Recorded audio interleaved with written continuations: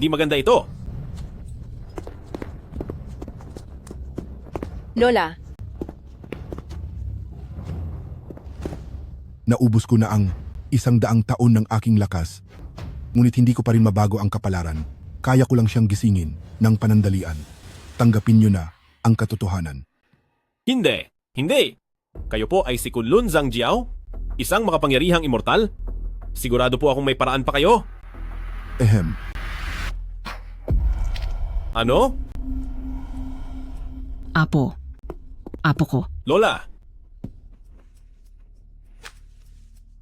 Ang pamilyang Lin ay nasa malaking panganib. ano po? Bilis, hanapin mo si Miss Si Heng. Siya lang ang makakapaglitas sa pamilyang Lin. Si Heng? Ibig niyo po bang sabihin? Siya ang dating pinagsilbihan niyo? Eksakto. Lola? Lola? Lola, Lola.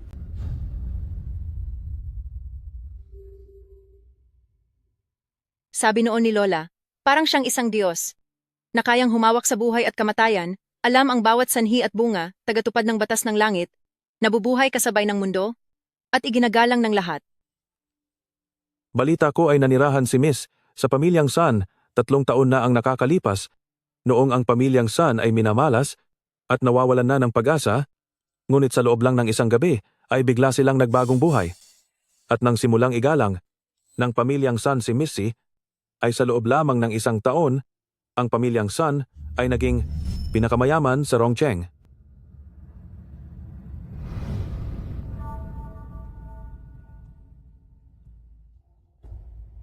Nagmamakaawa po ako sa inyo, Miss Heng.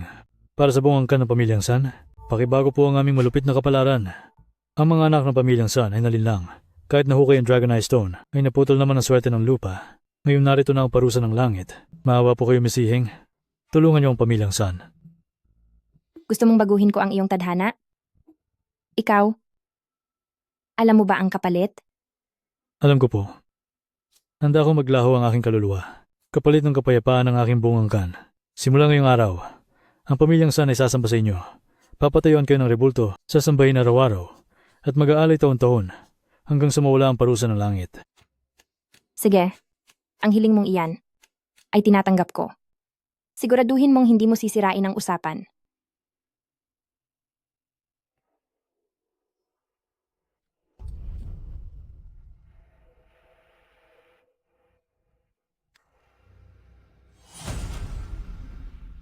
Sa paggamit ng Dragon Eye, babaguhin ang mundo. Sa utos ng langit, bubuuin kong muli ang lahat. Ako si Heng. Ipinagkakaloob ko sa buong angkan ng Sun Family, ang bagong lakas, upang bumangon muli.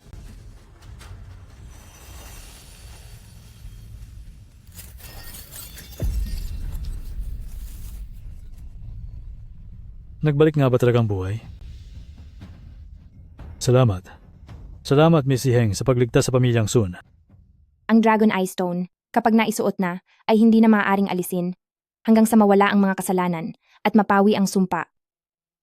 Ang katawan ng tao ay hindi kayang pasanin ang bigat ng tadhana. Kayong lahat ay makakalimutan ang lahat ng nangyari ngayong araw.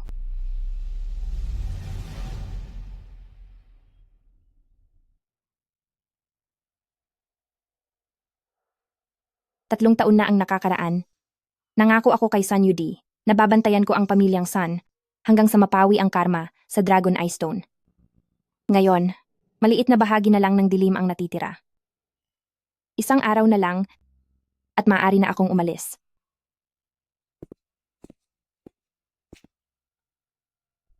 Miss Si Heng, magsisimula na po ang pag-aalay.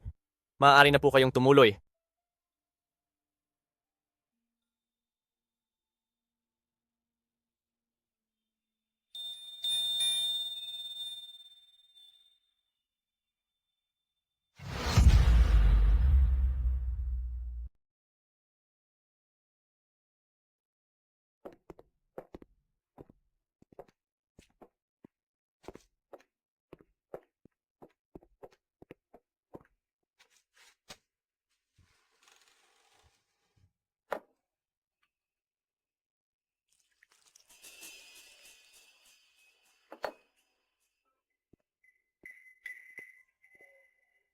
Magsimula na ang seremonya. Mga apo at anak ng pamilyang San, yumukod.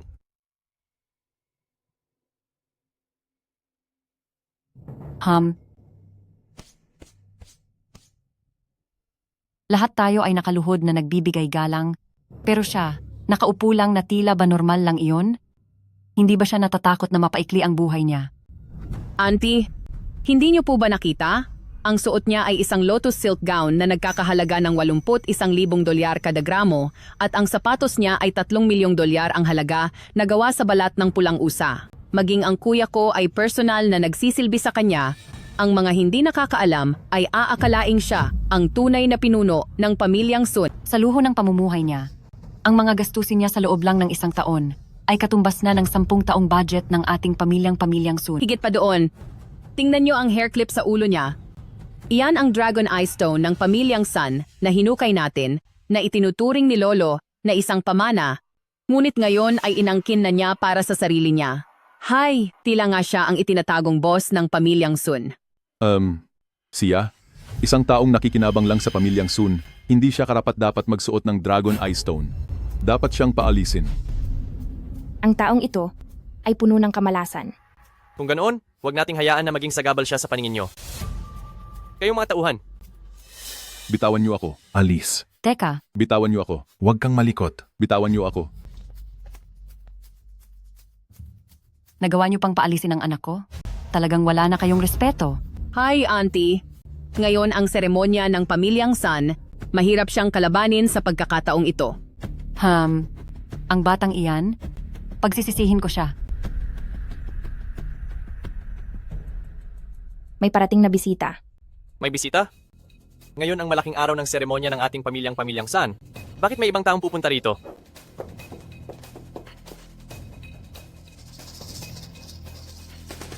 Ano? Parating nga sinalungsod ng Shen at pamilyang Lin. Ziyuan, totoo ba na si pamilyang Lin ay bibisita sa pamilyang San natin? Opo ma, biglaan ang balita. Kakalam ko lang din po. Ang lungsod ng Shen na pamilyang Lin, isa iyan sa mga pamilyang may mahabang kasaysayan, hindi lang napakayaman, kundi sa mundo ng politika, ay tinitingala sila ng husto. Ang pamilyang San nitong mga nakaraang taon ay nasa rurok na ng tagumpay at ngayong kakampi na ang pamilyang Lin. Siguradong mas lalong lalakas ang kapangyarihan nila, di ba? Ipamahagi niyo agad, itigil ang ritual at ihanda ang pagtanggap sa pamilyang Lin. Ma, ang ritual na ito ay binuong patakaran pa ng papa noong nabubuhay pa siya. Paano natin ito basta-basta ititigil?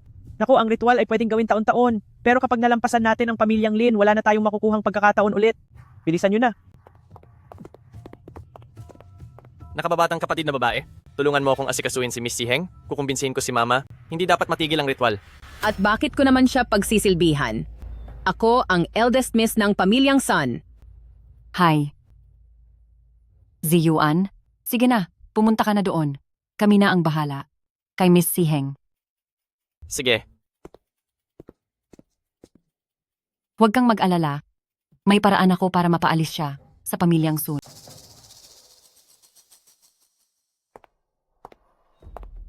Miss Siheng, masyadong maingay dito.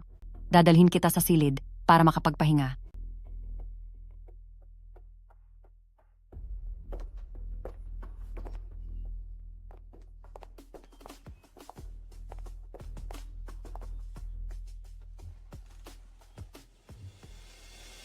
Miss Siheng, may darating na mahalagang panauhin ngayon. Ang suklay na ito sa buhok mo ay mukhang hindi na babagay. Papalitan ko ito para sa inyo. Ang simbolo ng pamilyang Lin ay isang phoenix. Itong phoenix sa palamuti mo ay tinamaan ng palaso sa puso kapag nakita ito ng mga taga-pamilyang Lin. Siguradong ang Siheng ay parurusahan ng husto dahil sa pagbabastos sa pamilyang Lin.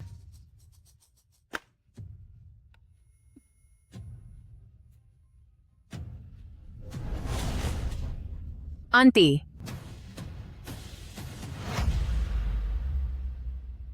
Auntie, okay ka lang ba? Bakit ka natumba? Ang ngipin mo. Ang ngipin ko.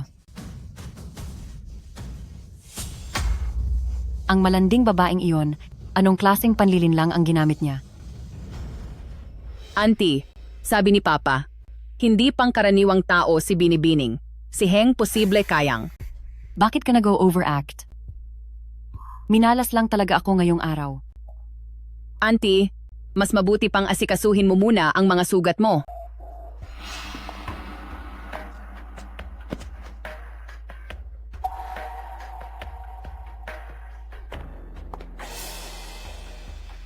Isuot niyo ang hairpin na ito sa babaeng iyon na nasa loob. Opo, madam.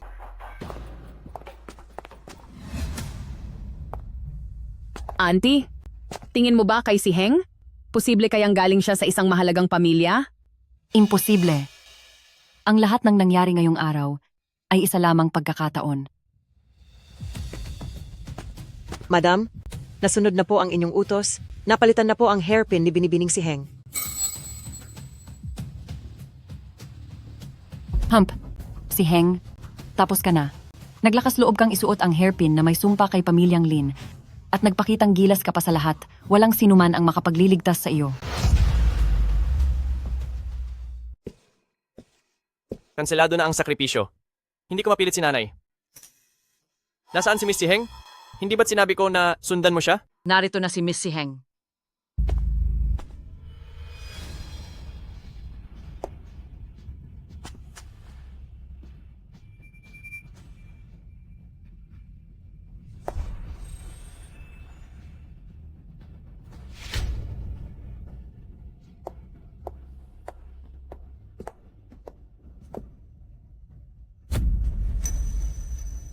Hindi ba't inutusan kita na palitan ang kanyang herpani? Ako po. Pinalitan ko po talaga iyon.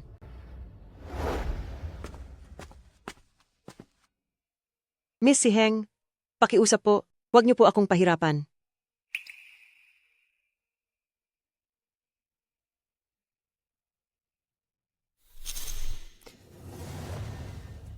Wala kang silbi.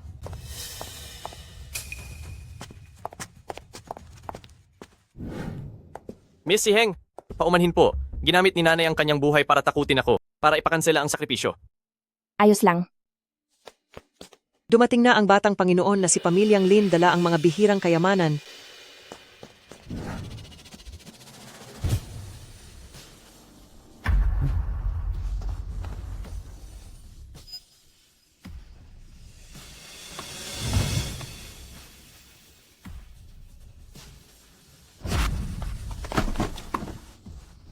Binisita ni Batang Master Lin ang Pamilyang Sun, isang malaking karangalan ito para sa Pamilyang Sun at nagdala pa kayo ng napakaraming regalo.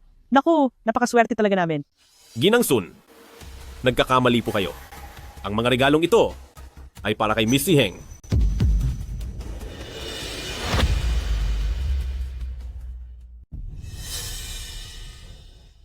Miss Si Heng, nandito si Pamilyang Lin para magbigay ng regalo. Pumunta ka doon at magpasalamat ka sa kanya.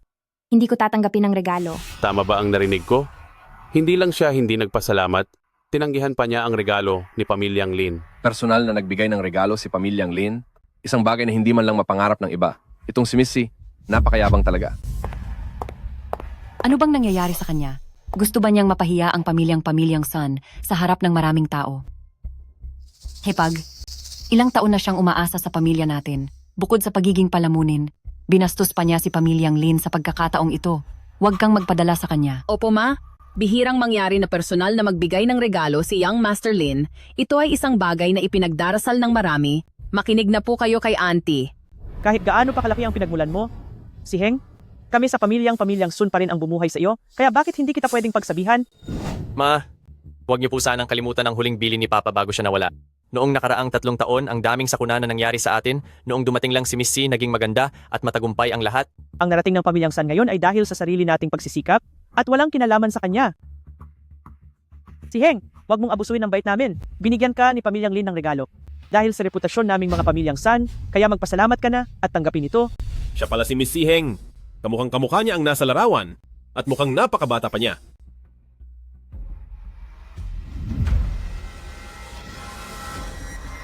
May problema si Pamilyang Lin at humihingi po ako ng tulong kay Miss C. Pakiusap po, tulungan niyo kami. Batang Master Lin, bumangon po kayo riyan. Pagdating sa ginagawa ng Pamilyang Lin, kailan pa nagkaroon ng karapatan ang ibang tao na makialam? Hindi po ganoon. Miss C, nasa panganib ang pamilya Pamilyang Lin, ngayon, kami ay... Alam ko na. Ikaw, maaari ka nang umalis. Nakapagtataka. Bakit lumuluhod si Batang Master Lin sa isang babaeng hindi naman kilala ang pinagmulan? At dahil pa sa kanya, pinagalitan niya si Ginang San. Akala ko si Miss C ang nakikinabang sa impluensya ni Pamilyang San, pero lumalabas na si Pamilyang San pala ang nakikinabang sa koneksyon ni Miss C. Kahit sumisikat ang pangalan ni Pamilyang San, mukhang wala pa rin siyang laban sa impluensya ng babaeng iyan. Nakakatawa talaga. Paano nangyari ang lahat ng ito? Talaga bang si Heng ay... Mahal ko. Mahal ko. Huwag mo akong iwanan mag-isa. Pamilyang Son. Nakagawa ng malaking kasalanan si Pamilyang San. Ang lahat ng ito ay wala na tayong magagawa pa. Si Messina lang ang tanging makapagliligtas sa atin. Tandaan mo, pagsilbihan mong mabuti. Si Binibining si Heng. Ibig bang sabihin ito? Totoo ang lahat ng sinabi ng asawa ko. Parang mula nang dumating si Heng, lalong gumaganda ang lagay ni Pamilyang San. Ibig bang sabihin kanina, nakagawa ako ng malaking problema? Si Heng, napakawalang utang na loob mo talaga. Ang isang mahalagang bisita na tulad ni Pamilyang Lin. Nakuha mo pang bastusin. Batang Master Lin, bata pa po itong si Heng. Hindi pa po siya marunong, huwag niyo na po siyang patulan. Kung may kailangan man po kayo, sa akin na lang po ninyo sabihin, 3 taon siyang inalagaan ng pamilya, Pamilyang Sun, kaya para na rin niya akong magulang. Ikaw? Tingin mo ba talaga mapapapayag mo si Miss C? Hindi ako naniniwala na magiging ganyan katigas ang loob ni si Heng, na talagang hindi siya magbibigay galang sa Pamilyang Lin. Siyempre, alam kong wala kang muwang sa mundo, kaya hindi mo alam kung gaano kataas ang antas ng Pamilyang Lin. Ngayon din, ay sumama ka na kay Batang Master Lin. Para sa usaping ito, ako na ang magdedesisyon para sa iyo. Anong karapatan mong magdesisyon para sa akin? Ikaw. Sampalin mo iyan.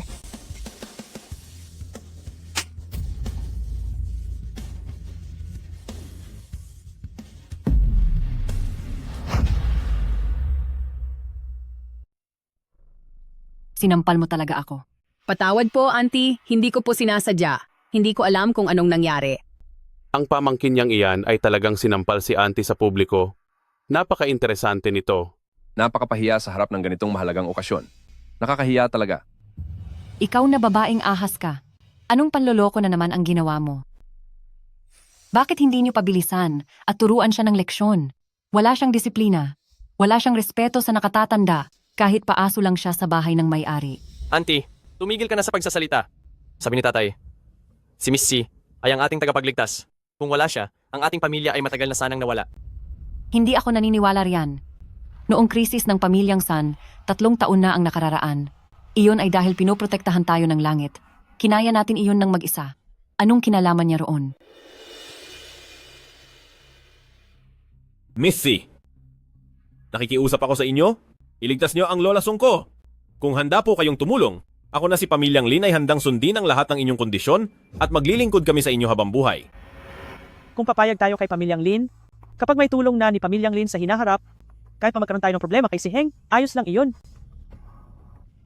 Miss C, ang tungkol sa nangyari kanina ay kasalanan ko. Humihingi ako ng tawad sa iyo. Isipin mo na lang na walang nangyari. Batang Master Lin. Sa bagay na ito, ako na ang magdedesisyon para kay si Heng. Totoo ba ang sinasabi mo?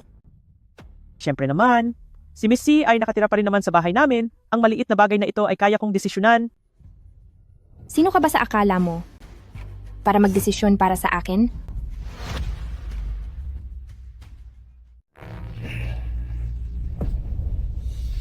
Hindi mo na mawawala ang lola mo. At mas mabuti kung bumalik ka na. Si Heng, maliit na bagay lang ito. Bakit hindi ka na lang pumunta doon? Napakatigas ng ulo mo. Pati ang pagsama sa kanila ay tinatanggihan mo pa. Miss C, wala na po kaming oras para sa lola ko. Nagmamakaawa po ako sa inyo. Kailangan niyo po talagang pumunta sa Pamilyang Lin ngayong araw. Ang kalagayan ni Lola ay mukhang hindi na aabot hanggang bukas. Hindi pwede. Kahit na wala na si Matandang Lin, dapat ay mangyari lang iyon pagkatapos makapunta doon. Ni si Heng, kailangan ko ang pabor na ito. Naririnig mo ba ako? Nasalalay rito ang buhay ng tao. Pumunta ka agad sa Pamilyang Lin. Maaari kong bawiin ang pangako ko sa San Yude, pumunta sa Pamilyang Lin ngayon. Ngunit, ang Pamilyang San ay babalik sa kalagayan nito 3 taon na ang nakakaraan. Sigurado ka ba na kaya mong harapin ang bunga nito? May dumating ngang tao mula sa pamilyang Lin. Sa loob ng 3 taon ay naging napakaunlad natin, kaya kahit ang pamilyang Lin ay gustong makipagtulungan sa atin. Tara. Samahan niyo akong tingnan. Pasensya na po kung nabigla kayo sa pagpunta ni Batang Master Lin at hindi namin kayo naasikaso. Nang mabuti, patawad po talaga. Ngayong araw, tungkol sa anong proyekto sa pamilyang Sun ang nais talakayin ni Batang Master Lin. Hindi po. Wala pong kinalaman sa proyekto. Pumunta ako rito para sa iisang bagay lang, ang personal na sunduin si Miss C sa bundok para tulungan ang lola ko. Si Heng? Ganun ba talaga siya kagaling? Ang lola ko po. At si Miss C ay may nakaraan bilang amo at katulong. Hinabilin sa akin ng lola ko na kapag nagkaroon ng problema ang pamilyang Lin, kailangan naming hanapin si Miss C. Ganoon pala iyon. Si Heng, dahil nanilbihan ka na pala kay matandang Lin, sumama ka na kay Batang Master Lin at tignan mo ito. Madamang San, huwag po kayong basta-basta magsalita. Ang lola ko po. Ang nanilbihan noon kay Miss C. Ang batang babaeng ito, mga 18 o 19 na taon pa lang. Madam Lin, paano nyo nasabing pinagsilbihan siya nito? Isa lang siyang bata na umaasa sa pamilya-pamilyang Sun. Batang Master Lin, mapagbiro ka talaga. Si Heng, ang aming yamang mana mula sa pamilyang Sun. Bakit nasa ulo mo iyan? Paano mo nilinlang ang anak ko para lang makuha mo ang yamang iyon? Lola po, hindi lang po Miss C ang nagsuot ng yamang mana natin, kundi nakatira pa siya sa bahay natin ng 3 taon ng libre. At nagagawa pa ni Kuya na magpaalipin sa kanya ng bukal sa loob. Kay tuso talagang batang ito. Pati ang ama mo at ang kuya mo, nagawa mong paikot-ikutin. Itong batong long yan ay ang dakilang mana ng mga pamilyang Sun. Tanggalin mo na yan agad para sa pamilyang Lin. Naririnig mo ba ako? Sinasabi ko sa iyong alisin ang Agos. At sumama kay Batang Master Lin sa Lin Mansion. Maari kong alisin ang Agos na ito at umalis. Ngunit, kaya mo bang harapin ang magiging resulta nito? Ha. Saan nanggagaling ang lakas ng loob mo? Na magsalita ng ganyan para pagsabihan ako tungkol sa magiging resulta? 70 taon na akong nabubuhay. Marami na akong pinagdaanan sa buhay. Kahit isang Agos lang, hindi ko ba magagawang alisin? 3 taon na ang nakararaan. Dapat ay tapos na ang oras mo. Si San Yudi ang nag-isang nagdusa sa sumpa, kapalit ng pagkakataong mabuhay ka pa.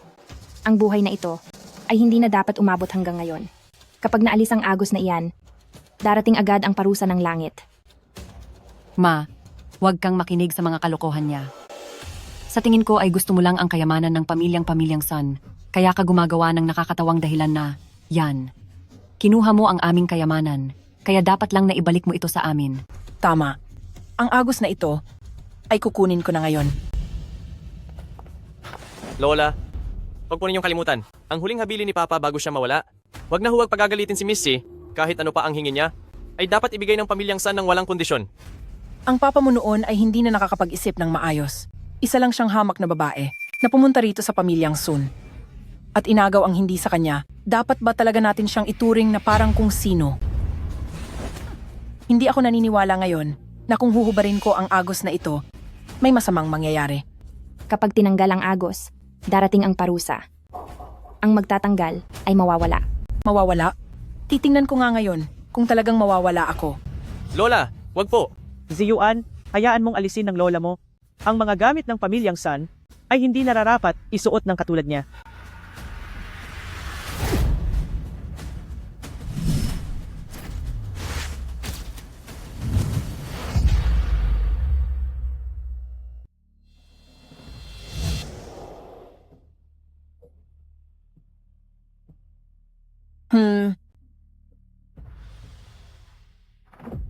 Sayang naman. Kaunti na lang sana.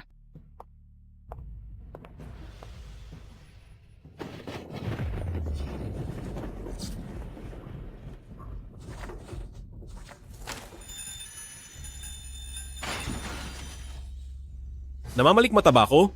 May nakita akong marka kay matandang Ginangsan, na katulad ng kay Lola.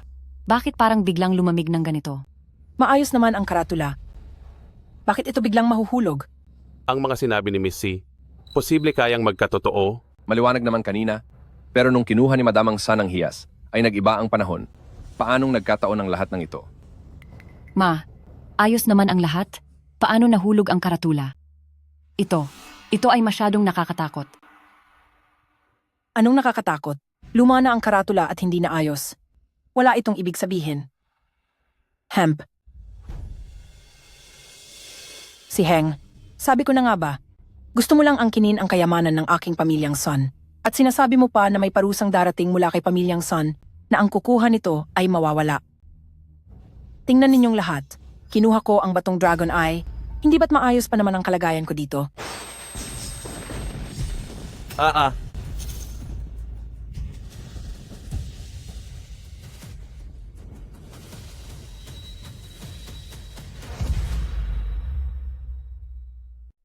Lola! Nay, Lola! Lola! Lola. Hala. Siya, wala na ba siya? Sinasabing mapaparusahan ang sinumang mag-alis nito. Nagkatotoo nga ang sinabi ni Miss C. Wala naman akong nasabing masama. Wala naman akong nagawang masama kay Miss C, di ba? Ayokong mapahamak. Lola, bakit po ba ayaw ninyong maniwala sa akin? Bago umalis si Papa, malinaw niyang ibinili nito. Bakit hindi po kayo nakinig? Lola, humanap kayo ng doktor. Hindi. Magiging maayos din ang nanay. Mahigit 70 taong gulang na siya, nalampasan niya ang lahat ng sakuna. Kani-kanina lang ang suot niyang palamuting ginto sa ulo, yun ang dahilan ng pagtama ng kidlat. Ang sinabi ni si Heng ay hinding-hindi magkakatotoo. Ako, wala akong ginawang masama. Hindi ko sinasadya. Patawarin po ako ng langit, hindi ko sinasadya. Wala akong kinalaman dito. Huwag po sana akong maparusahan. Miss C, nakikiusap po ako sa inyo. Tulungan niyo po ang lola ko. Young Master, tumama ang kidlat sa mismong ulo ng matandang ginang. Sa nakikita ko, mukhang wala na tayong magagawa. Iba talaga si Miss C. Pagkaalis ng matanda sa kanyang hikaw, hindi pa umaabot ng 10 segundo ay naaksidente na siya. Nay, Si Miss C, ano ba talaga siyang klaseng tao? May kapangyarihan ba talaga siyang diktahan ang tadhana ng iba? Ang pag-alis ng hairpin ay magdadala ng parusa ng langit. Ang sinumang gumawa nito ay mapapasama. Ang lahat ng sinabi ni Miss C ay pawang katotohanan. Ngayong may nangyari na kay Lola. Ang susunod na ay ang pamilyang Sun. Miss C, totoo ba ang lahat ng mga ito? Totoo ba ang sinasabi mo? Ang parusa mula sa langit ay dumating na. Ang pamilyang Sun ay babalik sa malubhang sitwasyon 3 taon na ang nakararaan. Kayo, bahala na kayo sa buhay niyo.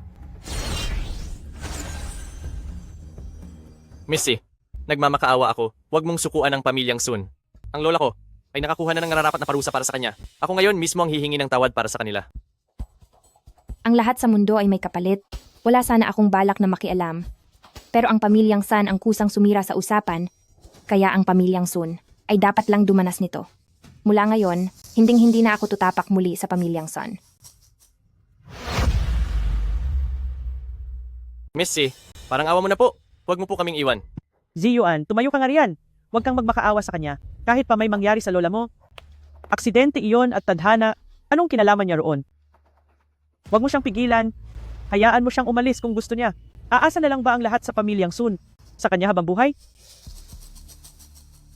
Ma, bakit ayaw mong maniwala sa akin o maniwala kay Papa? Mula nang dumating si Miss C dito sa pamilyang Sun, ang lahat sa pamilyang Sun ay unti-unti nang bumubuti. Pero ikaw, lagi mo na lang siyang pinapahirapan at hinahayaan mo pa si Lola na pahirapan din si Miss C, kaya nangyari ang lahat ng problemang ito. Tumira ang si Heng na iyan ng libre sa loob ng 3 taon at lahat ng luho ay ibinigay natin sa kanya. Nagawa na natin ang lahat para sa kanya. Pero nag-iinarte pa rin siya at gusto pa niyang magmakaawa tayo. Maraming suot na alahas si Lola at nataon lang na may kidlat. Isang malaking coincidence lang iyon at nagkataon lang na naroon si Heng. Ziyuan, bumalik ka rito. Ma, ngayong nandito na tayo sa sitwasyong ito, bakit hindi mo pa rin maintindihan? Kapag umalis si Miss C, hindi na siya babalik. Hindi ako naniniwala na kung wala ang si Heng na iyan sa pamilyang Sun ay hindi na tayo makakaligtas.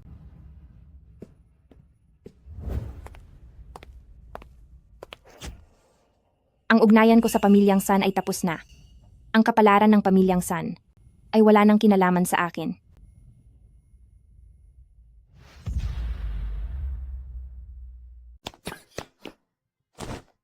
Miss C, nakikiusap po ako sa inyong iligtas ang aking lola. Ilang araw na po siyang walang malay. At hindi na siya tinatalaban ng kahit anong gamot? At nangangamba po ako na malapit na siyang mawala. Nakikiusap po kami kay Miss C na tulungan po kami. Mayroon pa kaming huling tadhana na dapat tapusin ng iyong lola. Tara na.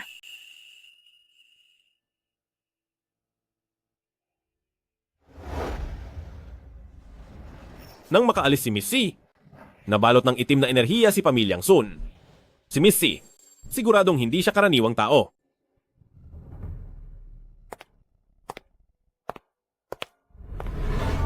Ha? Wala man lang kaming balita kung ano na ang nangyayari sa kinaroroonan ng ating amo. Kahit si Kunlun Zhangjiao pa ay wala na ring magawa. Kapag dumating si Miss C, posible ring wala siyang magagawa.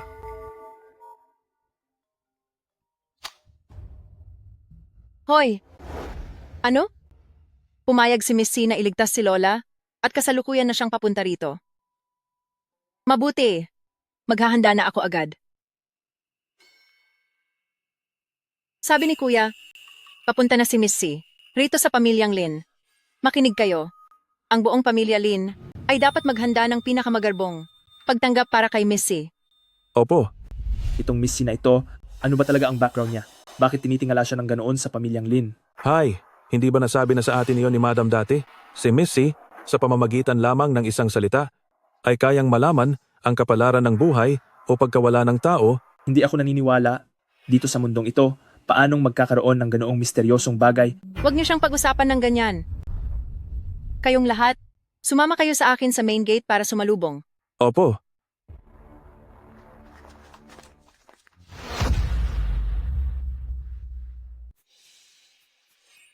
Tandaan nyo, Miss C ay may mataas na katayuan at walang sino man ang pwedeng gumawa ng kahit anong ikasasama ng loob ni Miss C. Opo.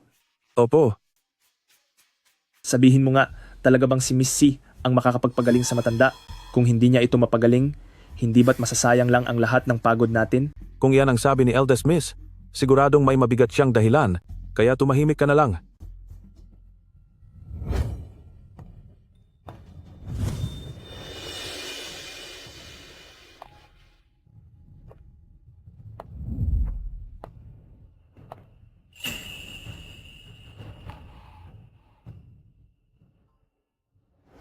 Narinig ko sa matanda na dati siyang nanilbihan kay Miss C pero ang matanda ngayon ay sobrang tanda at ulyanin na.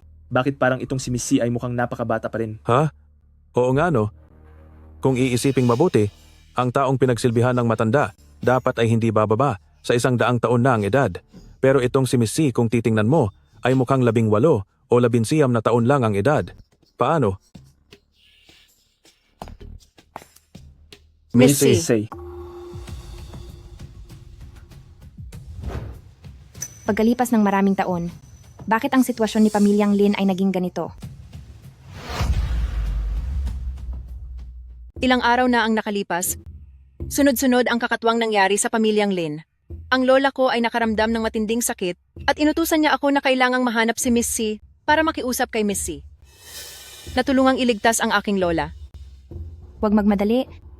Pumasok muna tayo para tingnan. Opo. Miss C, tuloy po kayo.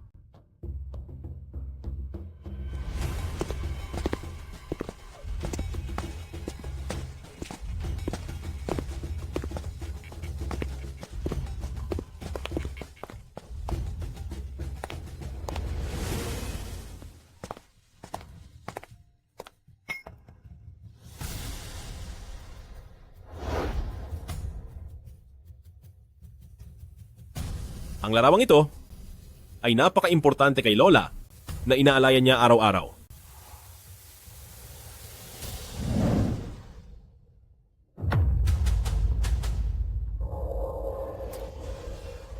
Miss C, sa katawan ni mga Sun ay nakita ko rin ang marka na ito. Naaalala ko, simula noong lumabas ang markang ito, ay si mga Sun ay sunod-sunod na napasama. Ano ba talaga ang nangyayaring ito? Ang pamilyang Lin ay nagalaw ng masamang espiritu. Sa ngayon, ay may kailangan akong ilang mga bagay.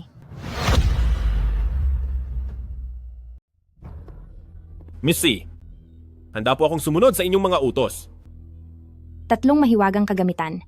tripod ng kaluluwang jade ng bundok tay, insenso ng karunungan sa pakikipag-ugnayan sa espiritu, at medalyon ng pagbabalik ng 5 elemento. Ang 3 bagay na sinasabi mo ay ang mga pinakamahalagang kayamanan sa buong mundo. Paano naman natin iyon makukuha ng ganoon kadali? Miss C, ang panggagamot ay panggagamot lang. Bakit kailangang magbigay ng mahirap na hamon? Baka naman sa totoo lang ay hindi mo talaga kayang iligtas ang lola namin, kaya ka gumagawa ng mga ganyang kahilingan? Tama na yan. Isang mahalagang bisita si Miss C. Kahit mahirap makuha ang mga ito, tiyak na kaming mga taga-pamilyang Lin ay magagawan iyan ng paraan. Miss C, aayusin ko na po ang lahat ngayon din. Mayroon pa, ang huling kailangan. Ang dugo mula sa iyong puso. Miss C, nagbibiro lang po kayo, di ba? Sa sakit ni Lola, bakit kailangan ng dugo mula sa puso ko? Kung gusto mong iligtas ang lola mo, dapat kang magsakripisyo. O baka naman, hindi ka seryoso? Miss C, ang katawan ni Eldest Miss ay napakahalaga. Hindi kami papayag na basta-basta kang kukuha ng dugo sa kanya. Miss C, pagdating nyo pa lang ay pinapakuha nyo na ang mga pambihirang kayamanan na iyon, tapos ngayon, kailangan nyo pa ang dugo ni Eldest Miss. Tingin ko, wala ka talagang balak na gamutin ang matanda. Tama na. Kung iyan ang sinabi ni Miss C, siguradong may mabuting dahilan siya. Susunod ako sa gusto niya. Eldest Miss. Basta maligtas si Lola, handa akong ibigay ang lahat, kaya huwag nang magsalita ang kahit na sino. Miss C, ihahanda ko na po ang lahat agad-agad.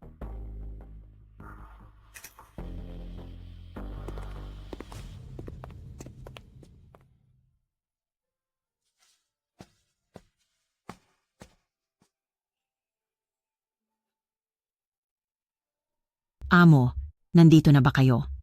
Para sunduin ako.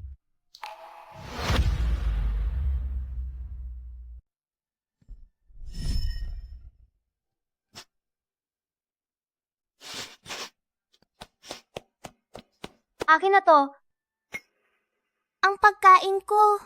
Munting pulubi. Walang may gusto sa'yo. Gusto mong kumain, pero wala kang makukuha. Ha ha ha.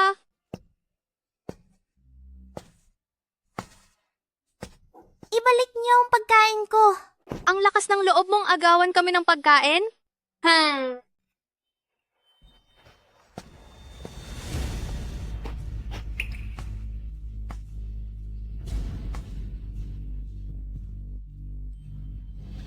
Mula ngayon, sumama ka sa akin, hindi ka na kailanman magugutom uli.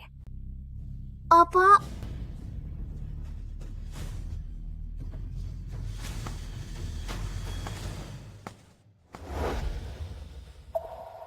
Hindi ko inasahan na ang maliit na batang iyon ay ganap nang nanghihina sa katandaan ngayon. Sa pagitan nating dalawa, mayroon pang ugnayang dapat tapusin. Ngayon, hayaan mong tulungan kita sa huling pagkakataon.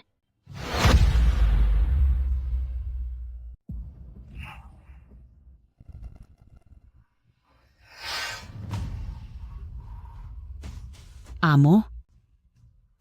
Nandito po ba kayo talaga? Hindi po ako nananaginip. Nasa loob pa rin ng katawan mo ang sumpa, kaya pansamantala ko munang aalagaan ang iyong puso upang mailigtas ka. Amo, nakaabala na naman ako sa inyo. Dali, tawagin ang lahat ng inapo ni Pamilyang Lin at magbigay-pugay kay Miss C. Opo, mahal na lola.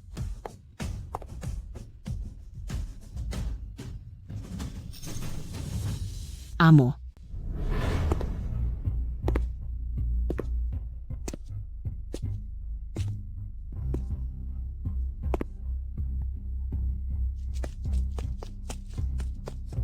Narito ang utos ng lola.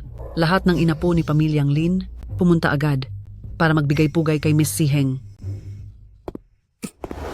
Gising na ang matanda at mukhang itong si Miss Siheng ay may tunay na kakayahan. Tama po. Napakahusay ni Eldest Miss. Alam niyang magiging epektibo ang pagpapapunta kay Siheng dito.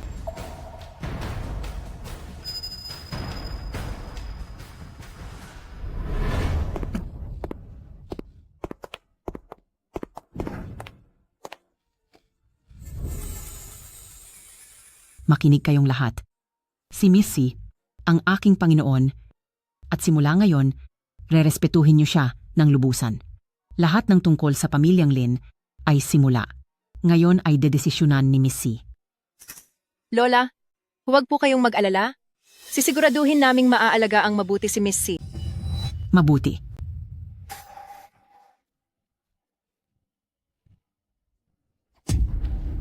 Lola, Lola, Lola,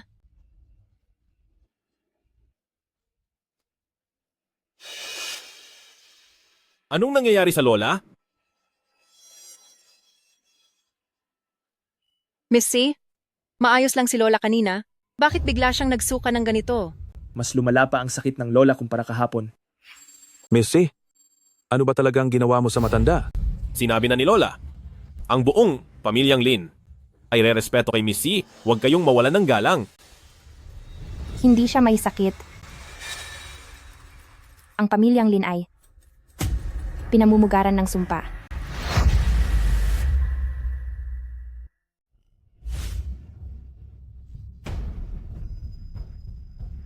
Anong masamang espiritu? Sa tingin ko, ikaw lang talaga ang nagpapanggap na may kapangyarihan. Mula nang dumating ka, mas lumala pa ang sakit ni matandang ginang kaysa dati, kaya huwag kang magpasa ng sisi. Tama na yan, isara nyo ang mga bibig nyo. Sunod-sunod ang malas ni Pamilyang San dahil ito sa kawalan ng respeto. Ni na mga San kay Miss Si Heng, gusto nyo rin bang hayaan si Pamilyang Lin na sumunod sa sinapit ni Pamilyang Sun? Sinasabi niyo bang ang Miss Si Heng na ito ay ganoon talaga kadelikado na sa isang salita lang ay kaya niyang pagpasyahan ang kinabukasan ng isang pamilya? Sa paningin ko, nagkataon lang ang lahat. Young Master, hindi kaya. Mas mabuting papuntahin si Kunlun Jiangjiao dito para tumingin muli. Sapat na. Nagitiwala ako kay Miss C. Mula ngayon, lahat ay susunod kay Miss C. Kung mayroon mang mangyaring masama, ako ang mananagot.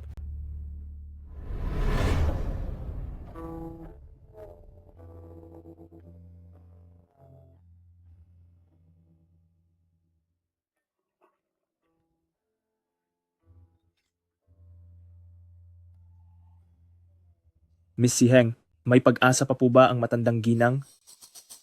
May pag-asa pa.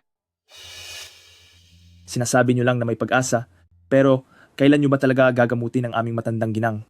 Naghihintay ako ng tamang pagkakataon.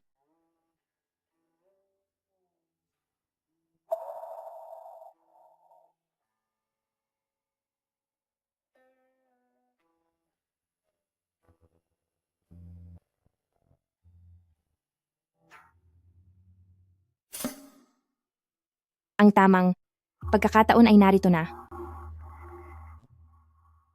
Anong ibig mong sabihin?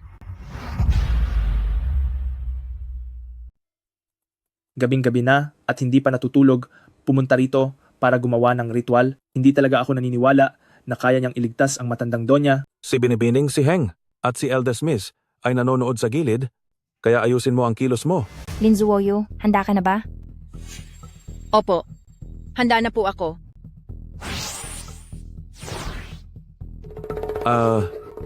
Ano?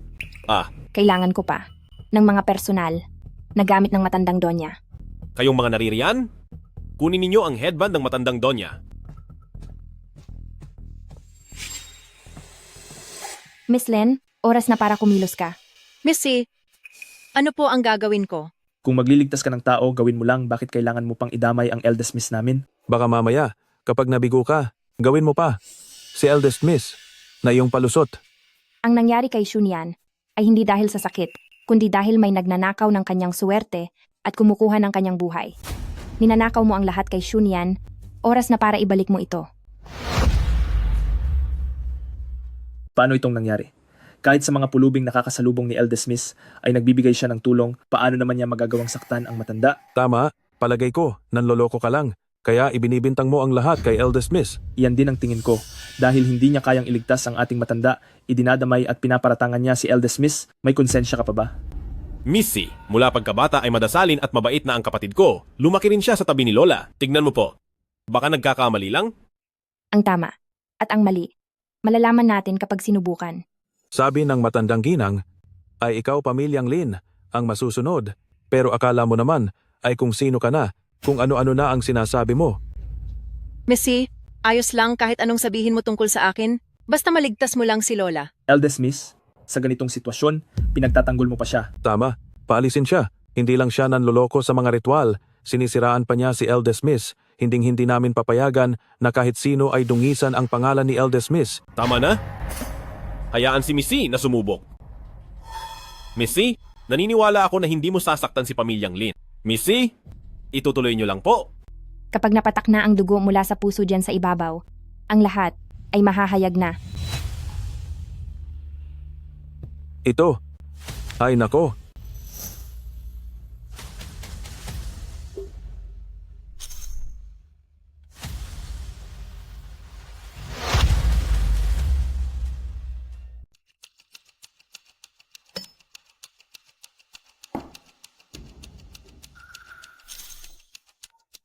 Hemp, tingnan mo, pumatak na ang mga bakas diyan, pero wala namang nangyari. Sabi ko na nga ba, nagkukunwari lang siya. Gusto mo pa bang siraan si Eldest Miss?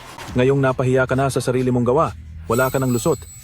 Sa tingin ko sa kaniya, pumunta lang siya rito sa pamilyang Lin para makapanloko lang. Ha ha ha. Missy, ang dugo ng aking kapatid ay pumatak na rin dyan, pero walang nangyaring kahit ano. Pakihanap na lang po ang totoong dahilan ng sakit. Humanap ng ibang dahilan? Paano pa siya makakahanap ng ibang dahilan? Sa tingin ko, talagang wala siyang kakayahan na pagalingin ang ating matanda. Tama. Tingin ko ay nagpapanggap lang siya. Sabi ko, huwag kayong mawala ng galang kay Missy. Missy Heng, sabi mo ay malalaman natin kapag sinubukan? Pero ngayon, parang wala namang nangyayari.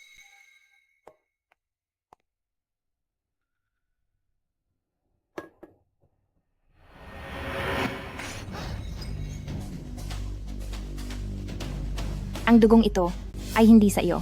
Anong klaseng biro ito? Nakita ko mismo nang pumatak ang dugo ni Eldest Miss, ang pumatak diyan. Huwag kang manirang puri. Hanggang ngayon, ay matigas pa rin ang ulo mo.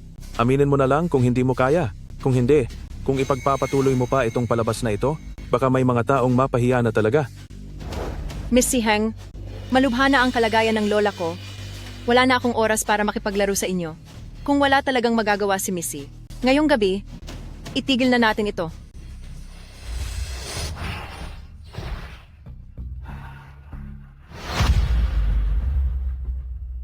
Dahil ayaw mong ibigay ang iyong dugo, ako na mismo ang kukuha nito.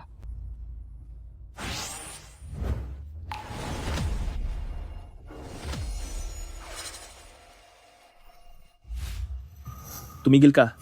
Huwag mong sasaktan ang aming Eldest Miss. Si Eldest Miss ay palaging mabait at may respeto sa iyo. Si Heng, sobra na ang ginagawa mo. Young Master, nakikita po ba ninyo? Ang buong pamilyang Lin ay magalang at mabuti sa kanya, pero nakuha pa niyang saktan si Eldest Miss. Walang dahilan si Missy na sirain ang ating pamilyang Lin. Siguradong may maling pagkakaunawaan lang dito. Anong oras na? Pinoprotektahan niyo pa rin po siya. Sabi ni Lola, kailangang sundin ang lahat ng utos ni Missy. Naniniwala ako sa naging desisyon ni Lola. Kahit langgam ay hindi kayang tapakan o patayin ni Eldest Miss, paano niya magagawang saktan ng lola? Tama. Kinuha ni si Heng ang dugo ni Senyorita pero wala namang nagbago sa bandana sa noo. Halatang nagsisinungaling lang siya. Eldest Miss, ayos ka lang ba? Huwag kang mag-alala, hindi kami maniniwala sa kanya. Eldest Miss, magpakatatag ka, dadalhin ka na namin agad sa ospital. Ito, siya pa ba ang inyong Eldest Miss? Ito, pa rin ba ang inyong Eldest Miss?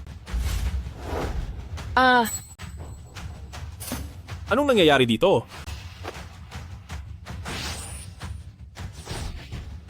Zuoyue, bakit ka nagkaganyan? Ito, ba? Bakit ang daming maitim na enerhiya? Eldest Miss ay isa talagang masamang espiritu.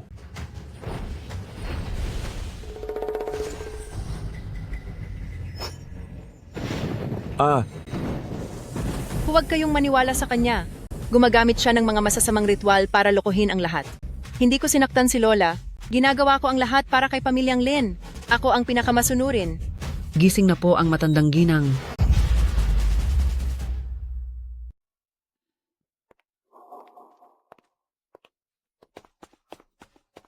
Lola, mabuti at ayos na po kayo.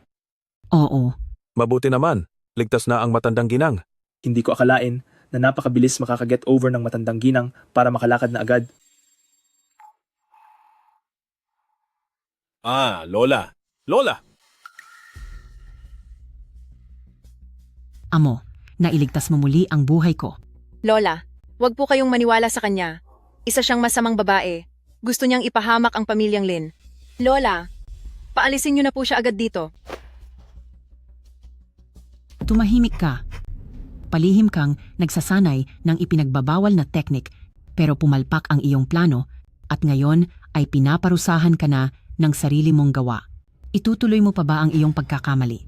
Lola, ano po ang ibig ninyong sabihin? Tanungin mo siya kung ano ba talaga ang mga ginawa niya. Ha ha ha ha ha. Ako ang may mali. Ginawa ko ang lahat ng ito para sa pamilyang Lin. Kung hindi dahil sa iyo at sa pagmamatigas mong itago ang swerte ng Diyosa, at hanggang sa huling sandali ay ayaw mo itong ibigay, hindi ako aabot sa ganito. Taglay ni Heshinia ng swerte ng Diyosa.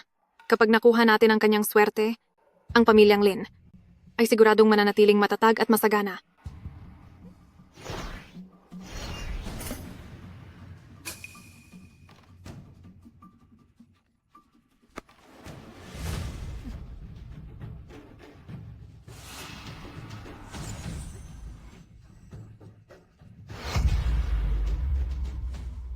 Kuya, nakarating ang pamilyang Lin sa ganitong posisyon. Dahil lahat ito sa swerte ng banal na babae na nasa kay Lola. Pero ayaw niya itong ipasa kahit kanino, ilang taon na lang ba ang itatagal niya? Ibig bang sabihin, ay panonoorin na lang natin na bumagsak ang pamilyang Lin? Wala na talaga akong magagawa, kailangan kong kunin ang swerte niya. Kaya, naniwala ka sa iba para saktan ang sarili mong kamag-anak? Alam mo ba kung bakit? Ikaw ang nilapitan niya. Wala na akong pakialam doon. Ang gusto ko lang ay manatili ang kasikatan ng pamilyang Lin habang buhay. Gumamit ang panganay na anak ng masamang paraan para saktan ang sarili niyang lola. Sinisisi ko pa naman si Miss C kanina. Nagkamali ako. Hindi ko akalain na magagawa mo ang ganyang bagay. Alam mo ba, kung hindi dahil kay Miss C, ay baka wala na si Lola dahil sa iyo? Ang tunay na may gawa nito ay hindi siya. At sisiguraduhin kong mahahanap ko ang taong nasa likod nito. Maraming salamat kay Miss C dahil iniligtas mo kami. Matanda na po ako. Hindi ko na mapagsisilbihan ang aking amo. Mula ngayon, sumunod ka na sa amo. Ibigay mo sa kanya ang buong katapatan mo. Payag ka ba?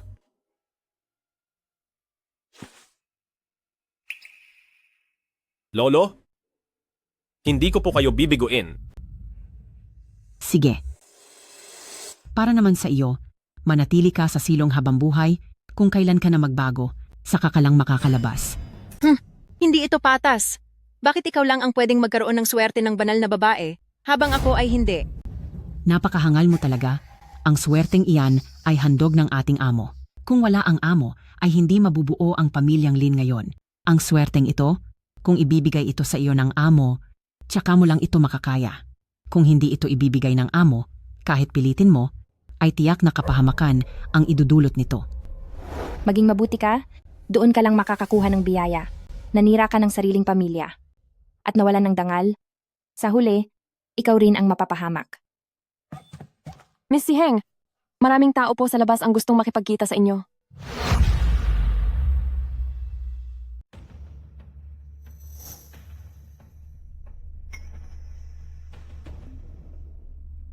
Iyan ay ang pinuno ng pamilyang pamilyahan? At pati sina Pamilya Gu, Pamilya Pei, ang mga tao mula sa tatlong malalaking pamilya ng kapital. Bakit sila nakaluhod sa pamilyang Lin? Posible kayang. Nandito silang lahat para magmakaawa kay Miss C? Nabalitaan ko na ang pamilyang Sun ay binastos si Miss C, kaya sa loob lang ng isang gabi ay nawala ang lahat sa kanila. Kayong mga tao, hindi naman siguro kayo nandito para pakiusapan si Miss C na bumalik, di ba? Ang lahat ng ito ay kasalanan ng pamilyang Sun handa kaming. Ibigay ang lahat para makabawi. Si Missy ay hindi nalilingon pa sa nakaraan. Kayong lahat, wala na kayong pagkakataon. Tama. Kung mapapabalik ko si Missy, ituturing ko talaga siyang isang reyna. Jiwan, anong gagawin natin? Paano natin magagawang talunin ang tatlong malalaking pamilya? Ma, kailangan nating aminin na nagkamali tayo. Hindi natin hiling na bumalik si Miss C. Ang gusto lang natin ay mapatawad niya tayo. Bastos kang bata ka. Lumuhod ka na bilis. Kapag lumitaw na si Miss C, ayusin mo ang pakikitungo mo. Siguraduhin mong kukunin ka niya bilang katulong. Lolo, kung gusto mong lumuhod, ikaw na lang. Hindi ako luluhod. Hay.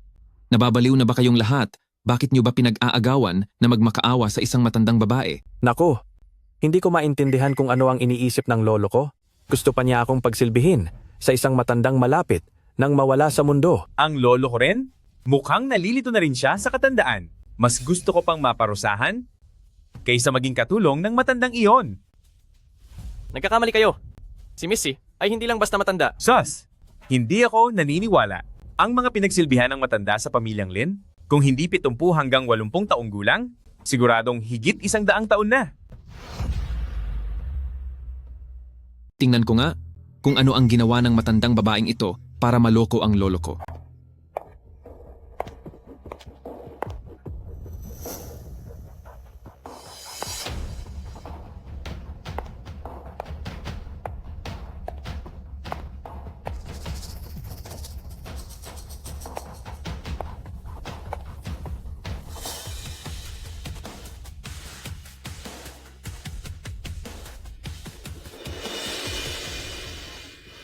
Napakagandang babae. Kailan pa nagkaroon ang pamilyang Lin ng ganito kagandang babae? Napakaganda talaga niya. Nagpupugay po kami, Miss Heng. Siya ba talaga si Miss C? Ito, mukha lang talaga siyang 18 o 19 na taong gulang. Ako? Nagbago na ang isip ko. Handa po akong maglingkod kay Miss C. Miss C, nabalitaan kong umalis ka na sa pamilyang San, kaya dinala ko agad ang apo ko rito. Sana ay hindi mo siya tanggihan at hayaan ang batang ito na magsilbi sa tabi mo. Pati rin ang apo ko. Sana ay tanggapin siya ni Miss C. Miss C, mas bata ang apo ko at malakas ang katawan. Miss C, handa po akong magsilbi sa inyo? Ako na lang po ang piliin nyo.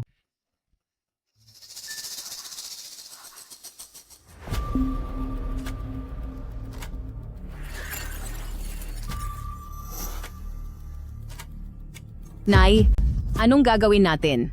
Kahit ang mga tagapagmana ng 3 malalaking pamilya ay nag-uunahang magsilbi kay Miss C. Pero tayo ay... Nay, nakikita mo ba? Ang makapagsilbi kay Miss C ay isang napakalaking karangalan at swerte para sa atin. Ngunit hindi natin ito pinahalagahan. Miss C, alam na po namin ang aming pagkakamali. Ang pamilyang San ngayon ay bagsak na at nanganganib ng mawala.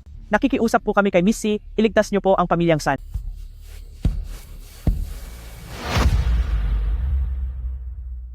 Tulungan niyo po kami? Tulungan niyo po kami? Tapos na ang koneksyon namin ni Pamilyang Sun. Pamilyang Sun ay sunod-sunod na malalasin hanggang sa mawala ang buong pamilya. Kayo, umalis na kayo. Mawawala ang pamilya. Miss C, alam na po, ng nanay ko ang pagkakamali niya. Nakikiusap po ako sa Miss C. Bigyan niyo pa ng isa pang pagkakataon ng pamilyang San. Dahil naging tapat ka sa paglilingkod sa akin.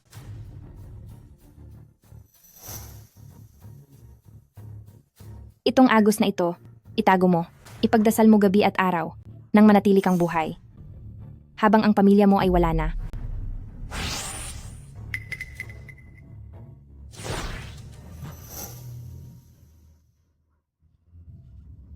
Ano na ang gagawin natin?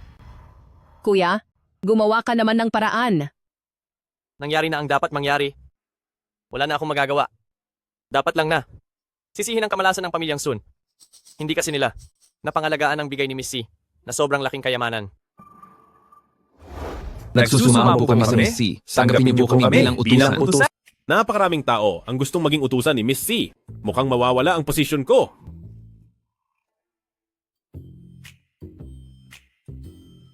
Wala na akong balak tumanggap ng utusan. Kayo, magsiuwi na kayo. Bumalik na kayo. Buti naman. Ako pa rin ang pangunahing utusan.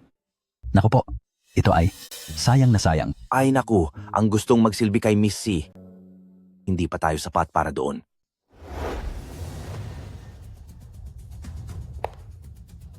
Miss C,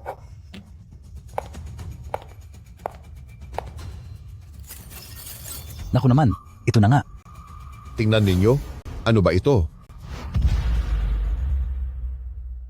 Hala, 3 spirit beads. Ang titiyak sa inyong 3 pamilya nang walang hanggang kasaganaan. Mula ngayon, dapat kayong magbigay sa buong mundo, kung hindi ay maglalaho ang mga spirit beads at darating ang sakuna. Maraming salamat po, Miss C. Miss C, may isang bagay akong ikinauuso. Ang mahiwagang tao na lumapit sa aking kapatid? Ano ba talaga ang pinagmulan niya? Siya ay isang dati kong kakilala.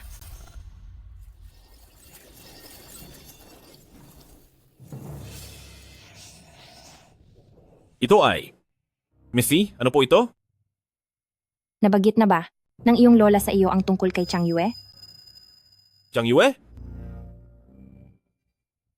Nabanggit na nga po ni Lola na iyon ay ang puta sumama sa inyo ng mahigit 1,000 taon, isang medalyon na may kakayahang baguhin ang tadhana at paikutin ang mundo. Maraming taon na ang nakalilipas. Muli akong bumalik sa mundo ng mga tao. Nang ako ay paalis na, iniwan ko si Kang Yue sa dati kong kakilala para bantayan ang mga demonyo sa Guanyin Mirror. Ang dating kakilala po ba na sinasabi ninyo ay ang kaparehong tao na tinukoy ninyo kanina? 60 taon na ang nakararaan, nawala si Kang Yue, at hindi na alam kung nasaan na ito. Ngayon, hinahanap niya ako. Dahil dati niyo po siyang kakilala, bakit kaya niya inutusan si Zuo Yue na saktan si pamilyang Lin? Iyan, ang dapat nating itanong sa kanya. Sa loob ng 60 taon, kung walang problema kay Chang Yue, hindi niya ako tatawagin. Pupunta ako sa Haicheng upang hanapin si Kang Yue. Miss, kailan niyo po balak umalis? Ngayon na.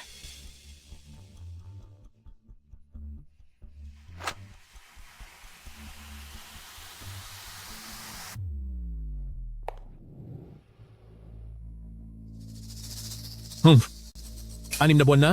Laging hawak ni Papa ang medalyon na ito, walang makakuha nito sa kanya. Pa, ano pa ba ang pinanghahawakan mo? Napakasakit ng huling sandaling ito. Nagtiis ka ng 6 na buwan, pero ayaw mo pa rin bumitaw.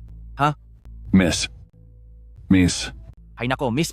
Puro na lang si miss. Highs, ang miss na tinatawag nyo. Kahit nandito pa siya, tiyak na matanda na siya ngayon. Ano pa ba ang dapat alalahanin sa kanya? Highs! Arj, Ikaw! Masarap talagang sumama kay Miss Si Heng dahil kahit itong magic door ay nararanasan ko. Hindi. Sino ba yan? Saan ba iyan nanggaling? Narito ako para makita si Wang Shenji. Aba, ang batang ito, napakalaki ng boses mo. Sa tingin mo ba, basta-basta mo lang makikita ang tatay ko? Hoy, pinapayuhan kita, nakausapin siya nang may respeto. 6 na buwan nang nahihirapang huminga si Wang Shenji at hindi pa rin siya nawawala. Kung hindi niya ako makikita, hindi siya makakaalis ng panatag. Ang bagay na ito ay lihim ng pamilyang Wang. Paano nalaman ng batang ito ang tungkol dito? Napakagandang babae. Mukhang hawig siya sa larawan na nasa dambana. Siya kaya ay ina po ng minamahal ni Papa? Kuya, sabihin mo nga, ang mga tulad nila, hindi sila mabuting... Ano? Magsalita ka. Ano yon? May sakit ka ba? Kayo ba? Ang mga ina po ni Wang Shenji. Oo. Ang batang ito ay walang galang. Napakabata mo pa. At ang pangalan ni Wang Shenzi ay tinatawag mo lang ng basta-basta? At ano naman ngayon? Ang pangalan ni Wang Shenzi ay ako mismo ang nagbigay. Sus, aba, alam mo ba ang lahat ng kalokohan na sinasabi mo? Ilang taon ka na ba? Noong pinapangalanan ng tatay ko, hindi ka pa naisilang.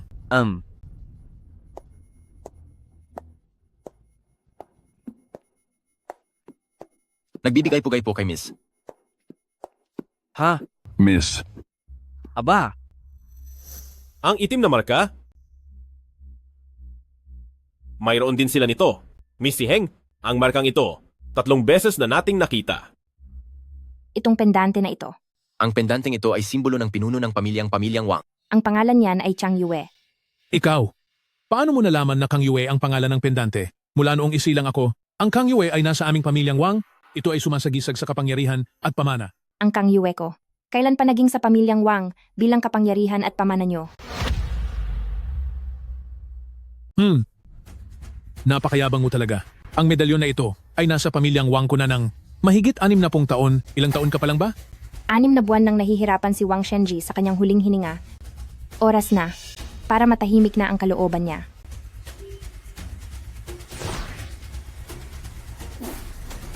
Pa? Ano ang ginawa mo sa tatay ko? Kapag may masamang mangyari sa kanya, unang-una kitang papagbayarin. Suwail na anak. Sino ang sinasabi mong papagbayarin? Pa, gising ka na po? Kayo, bilisan niyo at lumuhod para magbigay galang kay binibining si Heng. Kaya naman pala, siya pala si binibining si Heng. Tama? Lumapit ka rito para kay Miss Heng at lumuhod ka. Ako ay nakagawa ng malaking kasalanan at ngayon, ito ay dapat nang ibalik sa tunay na nagmamayari. Pa, di ba ito ang pamanang hiyas nating mga pamilyang Wang? Opo nga po. Pa, ang pamilyang Wang noon pa man ay umaasa sa Kang Yue para makaiwas sa panganib at unti-unting naging ganito kasagana. Sinumang may hawak ng Chang Yue, ang susunod na pinuno ng pamilyang Wang. Kaya paano? Paano naging sa babaeng ito iyan? Tumahimik ka. Si Miss Heng ang aking Panginoon, kaya kayo, huwag kayong magsasalita ng masama. Ang Kang Yue, bakit nasa pamilyang Wang iyan? Aking binibini, lahat ng ito ay kasalanan ko po. Yue, wala itong silbi mong kuya. Hindi kita nailigtas. Ikaw? Sino ka? Hindi ba't gusto mong iligtas ang iyong kapatid? Matutulungan kita. Kaya mo bang iligtas ang aking kapatid? Ang bagay na ito ay tinatawag na Kang Yue, kaya nitong bumuhay ng tao at magpanumbalik ng katawan upang baguhin ang tadhana ng kapatid mo.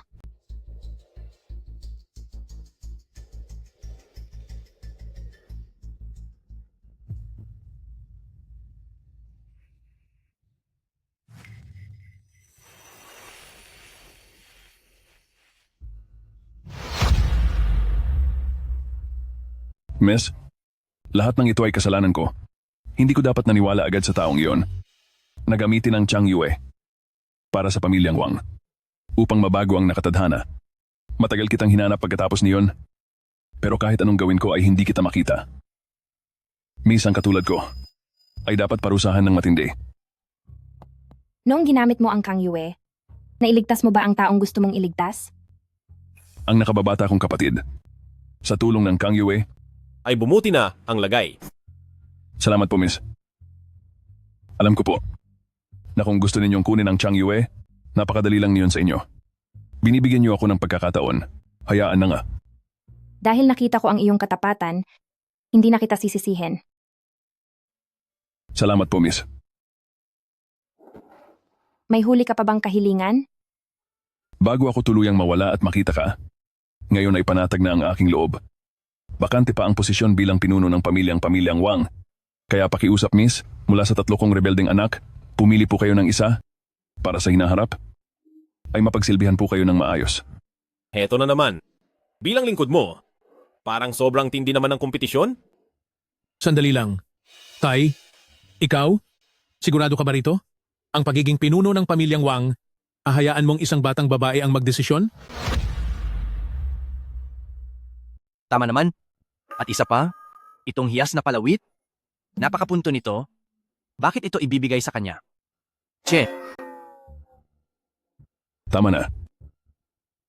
Ang lahat sa akin, sa dalaga lang makikinig. Sige, pinapangako ko sa'yo. Kayong lahat, makinig kayong mabuti sa akin. Gusto kong mangako kayo, kung sino man sa inyo, ang maging pinuno ng pamilyang Wang, ay dapat sumunod sa utos ng dalaga, buong pusong magsilbi sa dalaga, anuman ang hingi ng dalaga, ay dapat kusang loob na ibigay. Paano kung ang buong pamilyang Wang ang hingin niya? Hamp? Kung hingin man ang buong pamilyang Wang nyo, isang karangalan niyon para sa pamilyang Wang nyo. Hay, sino ka ba talaga? Ano? Dati pa kitang ayaw makita? Masunuring bata. Masunuring bata? Kahit na maging isa kang tunay na aso sa Miss C, ay hindi ka karapat-dapat. Sige na, tama na.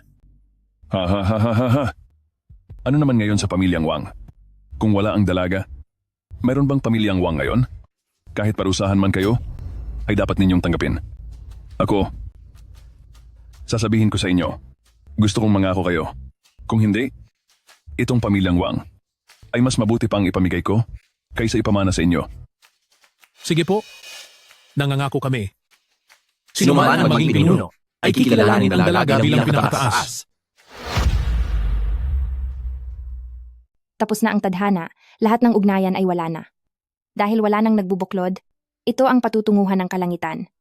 Sumunod ka sa nilalaman ng iyong puso. Lumayo ka na.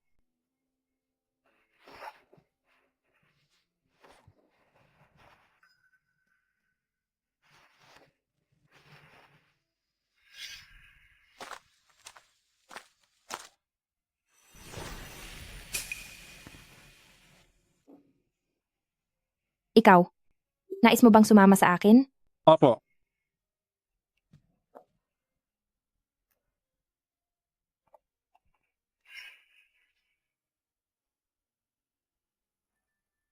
Maganda ang pagkakasulat nito.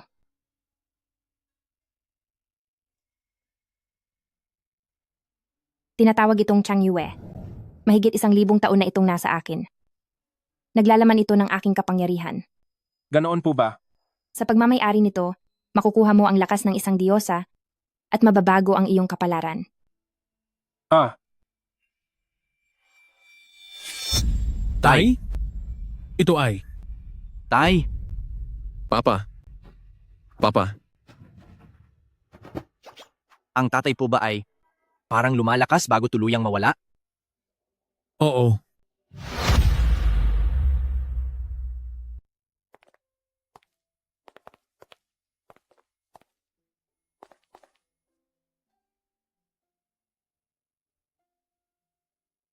Shenji, umalis ka na rin.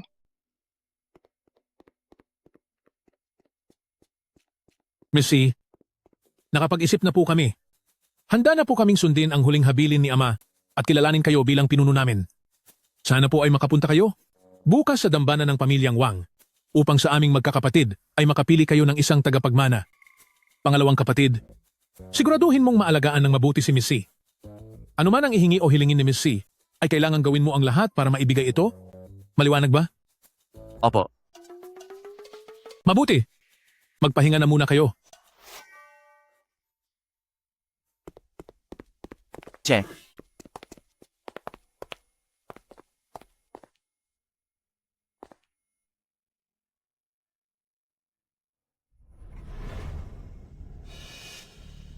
Grabe ang galit niya.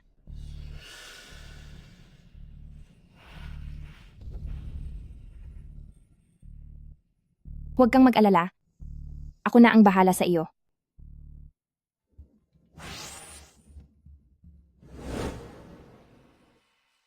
Kuya, ang Missy na iyon, ano ba talaga ang pagkatao niya? Ano man ang pagkatao niya o saan man siya nanggaling, hindi tayo pwedeng maging kampante. Magpadala ka ng mag-iimbestiga sa kanya, alamin mo kung ano ang background niya.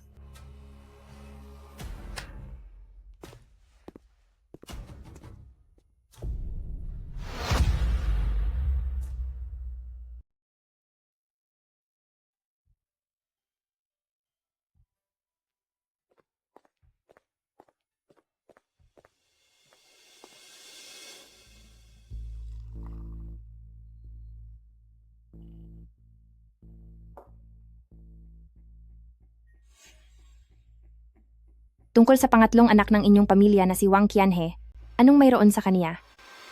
Siya ba? Anak lang siya ng tatay ko sa ibang babae. Hindi siya kailanman nagustuhan ni Papa. Hinayaan lang namin siyang manatili sa bahay dahil naaawa lang kami sa kaniya. Hi. Bakit biglang lumamig dito? Nagsisinungaling ka. Kapag hindi ka pa nagsabi ng totoo, parurusahan ka niya. Mali ako? Missy, magsasabi na ako. Ang totoo niyan? Gustong-gusto ni Papa si Wang Qianhe. Inakala pa namin noon na sa kanya ibibigay ni Papa ang lahat ng mana. Hanggang noong 6 na buwan na ang nakalipas, itong si Wang Qianhe ay biglang nagwala. Sinira niya ang dambana ni pamilyang Wang, ginawa niyang magulo ang lahat para kay pamilyang Wang. Kaya simula noon ang tatay ko ay lubos nang nawalan ng loob sa kaniya.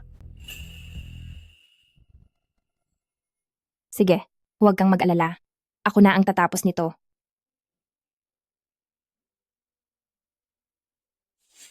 Sino ang nagsasalita? Si Wang Yue. Oh. Ma. Kuya. Kuya. May multo sa bahay. Kuya. Hi. Missy, kailangan na nating pumunta sa dambana.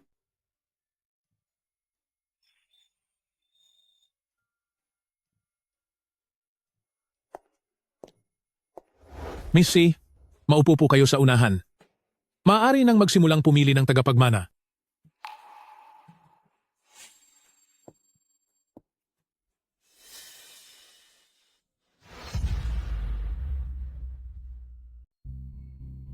Bakit hinayaan ni Papa na ang batang babaeng ito ang pumili ng tagapagmana bago siya nawala? Siguro ay malabo na ang isip niya. Pinagpasyahan na ni Papa na siya na ang maging pinuno, at ang lahat ng susunod na henerasyon ay dapat sumumpa na ang tagapagmana ng pamilyang Wang ay kailangang kilalanin siya bilang Panginoon.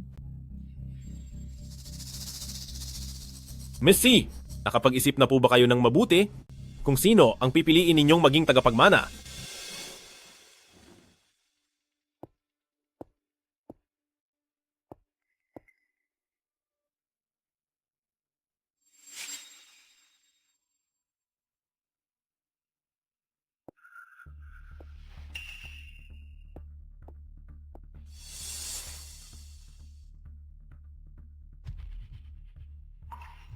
Ikaw?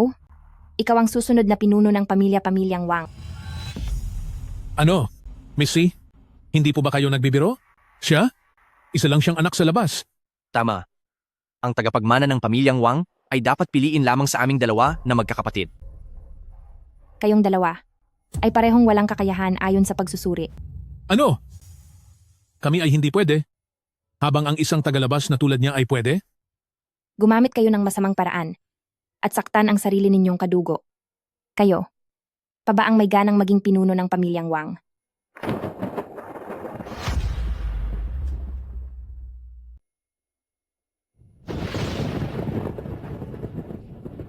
Missy, wag mong isipin na dahil nasa iyo ang medalyon, ay pwede mo nang gawin ang kahit anong gusto mo.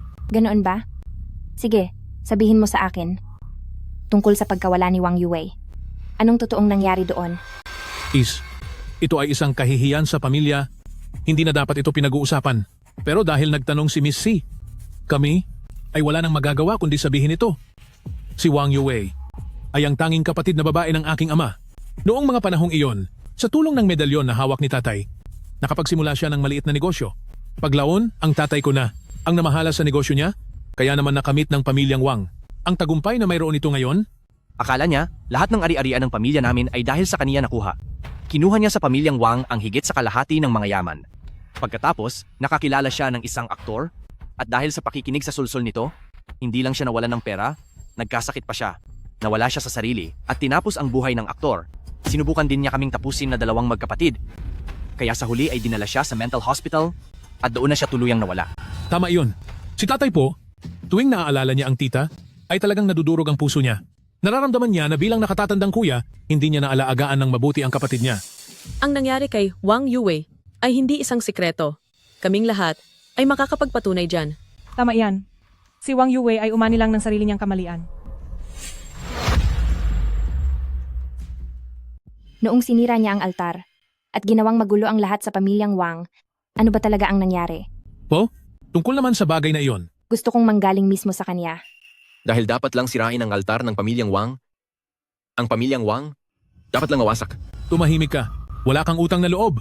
Kung hindi dahil sa awa ng tatay mo sa iyo at hindi ka kinuha rito, paano ka magkakaroon ng maayos na buhay rito sa pamilyang Wang? Tama iyon. Si Miss C, wala siya sa listahan ng mga tagapagmana, kaya maaari natin siyang huwag ng pansinin. Ganoon ba? Pero ang narinig ko kay Wang Yue, si Wang Qianhe, ay anak niya. Anak siya ni Wang Yue. Paano mangyayari iyon? Hindi ba't ang anak niya ay wala na? Ang pamilyang Wang na ito, hindi ko akalaing napakagulo pala sa likod nito. Kalokohan. Ang anak ni Tia Yue, 18 taon na ang nakakalipas, ay nawala na dahil sa aksidente sa sasakyan. Paano mo nalaman? Ako? Ito kasi, iyon ang narinig ko, nabalitaan ko lang. Si Wang Yue, simula nang mawala ang anak niya sa aktor, matapos ang aksidente sa sasakyan, ay nagsimulang maging hindi maayos ang pag-iisip. Palagi siyang may hawak na kutsilyo, balak parusahan ang sinuman, o kaya naman ay manakit, para na siyang baliw. Tama. Matagal nang wala ang anak niya. Walang duda rito. Anak ka ba ni Wang Shenzi? O anak ka ni Wang Yue? Sabihin mo ang totoo. Ako ang anak ni Wang Yue, at ako rin ang tinutukoy ninyo. 18 taon na ang nakakalipas. Ang batang dapat ay wala na sa mundong ito. Paano itong mangyayari? Hindi ito maaari. Noong aksidente sa kotse 18 taon na ang nakaraan, sobrang tindi noon, hindi na makilala ang mga katawan. Paano mo mapapatunayan iyan? Ang pamilyang Wang ay ang negosyong itinayo ng aking ina. Kayong lahat ay masyadong sakim. Nag-alala kayo na pagkatapos niyang magpakasal, ay mapupunta ang ari-arian ng pamilyang Wang sa ibang tao. Kaya paulit-ulit ninyong hinadlangan ang pagpapakasal niya. Ang aking ina at ang aking ama ay totoong nagmamahalan Ngunit pinalabas ninyo itong kahiya-hiya. Nang ipinagbubuntis niya ako, lalo pa kayong naging masama. Gumamit kayo ng masasamang paraan para sulsulan ng aking ina, natapusin ang buhay ng sarili niyang asawa. Gumawa pa kayo ng peking aksidente? Dahil gusto niyo rin akong tapusin kahit 5 taong gulang pa lamang ako noon. Tama na. Baliw ka na ba talaga at hindi ka pa rin gumagaling? Mga tao, ilabas niyo ang taong ito.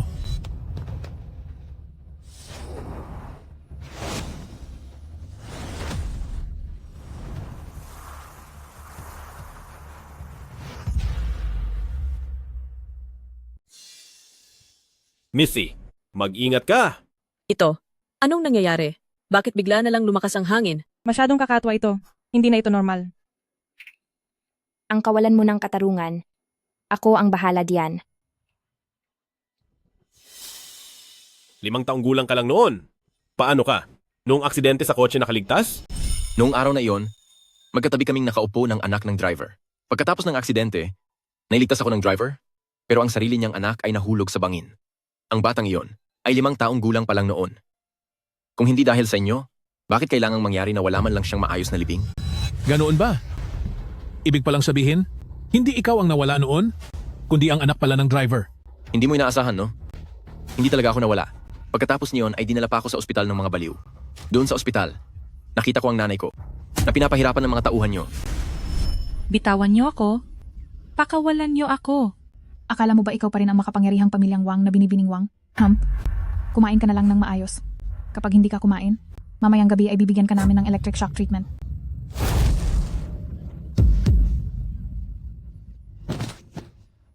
Hahaha. Dapat akong mabuhay.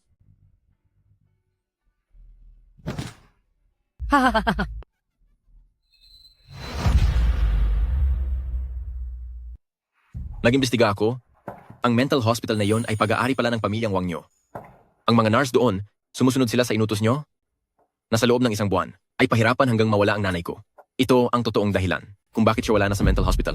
Nagsisinungaling ka. Missy, noong nakaraang 2 taon, nawala na siya sa sariling isip, ang mga sinasabi niya, huwag kang maniniwala. Bakit ka maniniwala sa isang baliw? Hindi ba? Hehehe. Kung hindi ako nagpanggap na baliw, paano kaya ako nabuhay hanggang ngayon? Mismo kong narinig nung araw na yon, na pinaplano niyo ang masama sa akin, pinagdudahan niyo ang pagkakakilanlan ko, at binalak na tapusin ako. Paano mo nakumbinsi si Wang Shenji? Napabalikin ka bilang anak sa labas. Dito sa pamilyang Wang? Mabuti talaga ang loob ni Tito. At dahil sa plano niya na ibigay ang mga negosyo ng pamilyang Wang lahat sa nanay ko, kaya kinamuhian siya ng 2 niyang anak. Hindi ko talaga masikmura na malaman ni Tito ang lahat, kaya pinili ko na lang na itago ito. Pinayuhan ko si Tito. Nasabihin sa lahat na anak niya ako sa labas. Alam ko namang ang papa ko ay hindi gagawa ng kalokohan. Simulat sa pool, hindi ako naniwala na isa kang anak sa labas. Ang yaman ng pamilyang Wang ay pinaghirapan ng papa ko, hindi para sa isang katulad mong estranghero. Hanggang ngayon, nagawa niyo pa talagang maging walang hiya? Magkaiba ang kwento ng bawat isa? Kaniya-kaniyang katwiran? Sino ba talaga ang nagsasabi ng totoo? Dahil ganoon ang nangyari, tara tingnan natin.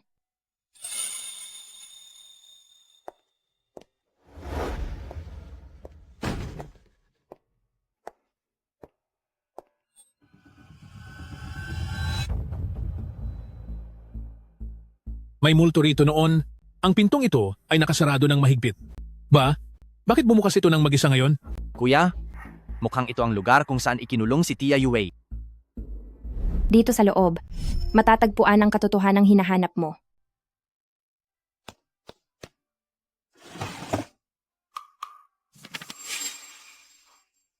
Isinulat ito ni nanay. Taon ng Jishen, 30 ng Setyembre. Sa wakas ay nakabalik na ang kuya ko. Naging babaeng boss din ako ng isang malaking grupo ng negosyo. Taon ng Zicho, 2 ng Agosto. Nagpakasal na si kuya, napakasaya ko para sa kanya. Nang bumalik si kuya, may dala siyang isang pendant na jade. Sabi niya, isa itong makapangyarihang bagay. Dahil sa tulong ng jade na ito, ay lalong umasenso ang pamilyang Wang. Taon ng Gengshen, 13 ng Oktubre. Ang 2 anak na lalaki ni kuya ay pilit na inaagaw ang aking mga ari-arian. Silang dalawa ay ayaw akong makitang magpakasal. Gumalaw na sila laban sa akin. Nawala sa akin ang kaisa-isa kong anak dahil sa kanila. Taon ng Jassy, 9 ng Setyembre. Ginamit nila ang itim na mahika para kontrolin ako. Pinagbayad nila ang lalaking pinakamamahal ko. Ikinulong nila ako sa ospital para sa may karamdaman sa isip. Nais nila akong mawala. Hindi, kailangang mabuhay ako. Ang bawat detalyeng nakasulat dito ay naglalaman ng lahat ng mga nangyari nitong mga nakaraang taon, pati na rin ang inyong mga kasalanan. Napakasama mo talaga. Miss C, wala na silang pakiramdam. Ngayon, ano pa ang gusto ninyong sabihin? Ang notebook na iyan, halatang peke lang po iyan. Tama siya. Kasinungalingan lang yan. Peke man o hindi, alam ninyo ang katotohanan. Ako. Haay. Nawala na po sa katinuan si Tia noon pa? Kaya kahit siya pa ang sumulat niyan, hindi natin pwedeng seryosohin iyan. Walang silbi iyan. Totoo man, o peke, ito ang tadhana. Ang inyong kaparusahan ay paparating na. Che. Anong parusa? Hindi ako naniniwala riyan. Kahit gaano ka pa kalakas, wala kang karapatang mangialam sa usapang pamilya ng pamilyang Wang. Wala nang kwenta ang lahat ng mga sinasabi mo ngayon. Ibigay mo na sa amin ang Jade. Dalhin niyo ako sa kinatataguan ni Wang Yue. Pagkatapos kong makita, pipili na ako ng magiging pinuno ng pamilyang Wang. Wala naman kayong makikita roon. Ang tagal na nung nangyari na iyon. At isa pa, wala nang natira kay Tia. Kundi mga buto na lamang, wala na kayong malalaman doon. Tama? Huwag ka ng maraming salita. Akin na ang Jade. Hanggat hindi ko nakikita si Wang Yue, hindi ko ibibigay ang Kang Yue. Teka, wag muna. Sige, sasamahan na kita roon. 18 taon nang nasa pamilyang Wang ang labi ni Tia, talagang wala na itong itsura. Bakit ang labi ni Wang Yue ay nasa pamilyang Wang pa rin? Dahil, noong nawala na si Wang Yue, napakatindi ng galit niya, kaya ikinulong nila ang labi ni Wang Yue sa likod ng bakuran ng pamilyang Wang. Ang aking ina ay palagi palang nasa tabi ko. Ang sasama ninyo, kahit wala na siya, hindi nyo pa rin siya pinatatahimik. Oh, nangako ka po sa akin na pagkatapos nating pumunta doon, ay pipiliin mo na ang pinuno ng pamilyang Wang at ibibigay sa amin ng Jade.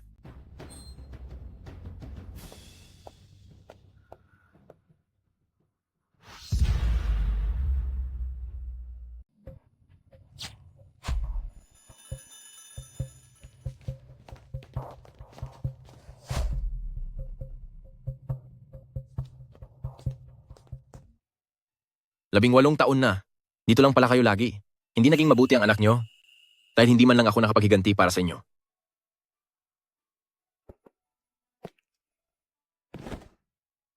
Nay! Miss C, dinala ka na namin dito para makita ang kaniyang labi. Ngayon, maaari mo na bang ibigay sa amin ang pamanang hiyas? Sa loob nito, ay walang-wala na ang katawan ni Wang Yue. Ano? Wala rito ang mga labi ni Wang Yue? Imposible. Sinunod namin ang utos ng isang eksperto. Kami mismo ang naglagay ng kaniyang labi rito at sa katawang iyon ay itinali rin ang 7 na mga lubid na binabad sa dugo ng aso.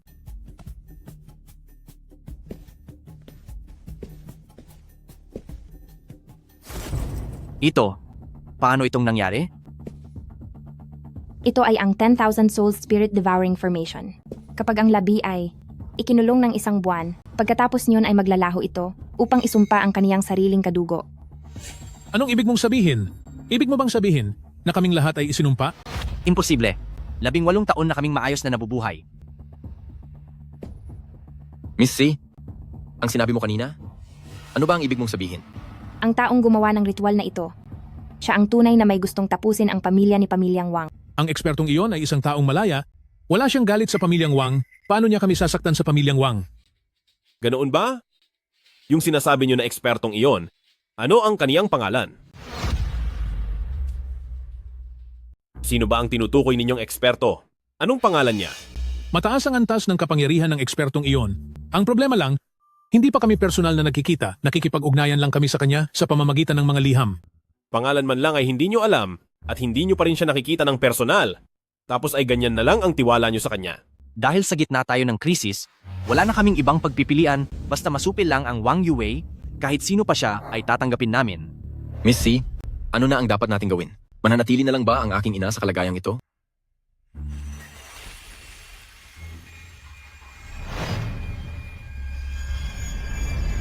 Miss C, ano ang bagay na ito?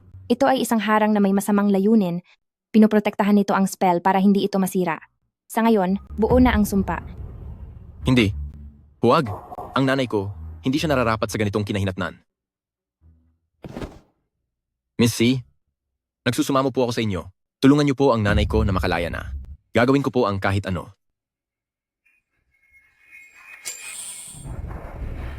Sige na, puntahan mo na ang iyong ina. Ma, Kamangha-mangha naman ito. Ang labi ni Wang Yue ay bigla na lang lumitaw. Bakit ang mga labi niya ay mukhang wala man lang bahid ng pagkabulok? Sa katunayan, mukhang natutulog lang siya. Ito. Anong klaseng salamang ka ito? Medyo nakakatakot ito.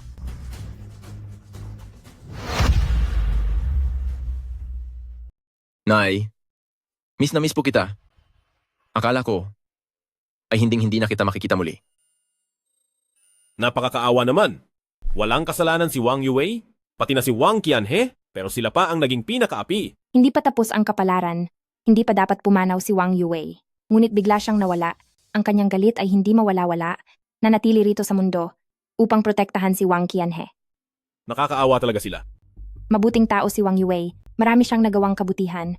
Kaya, hindi siya dapat nawala.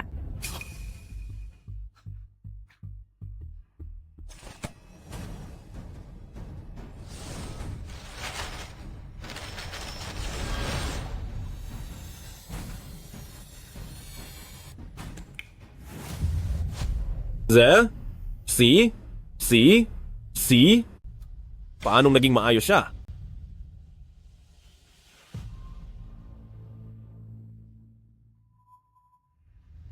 Panaginip lang ba ito? Anak ko? Qianhe. Nay, talaga bang nagbalik ka? May nanay na ako, inay.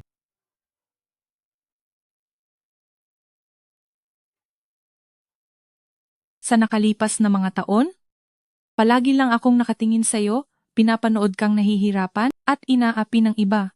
Masakit para sa akin na sana ako na lang ang nagdurusa para sa iyo.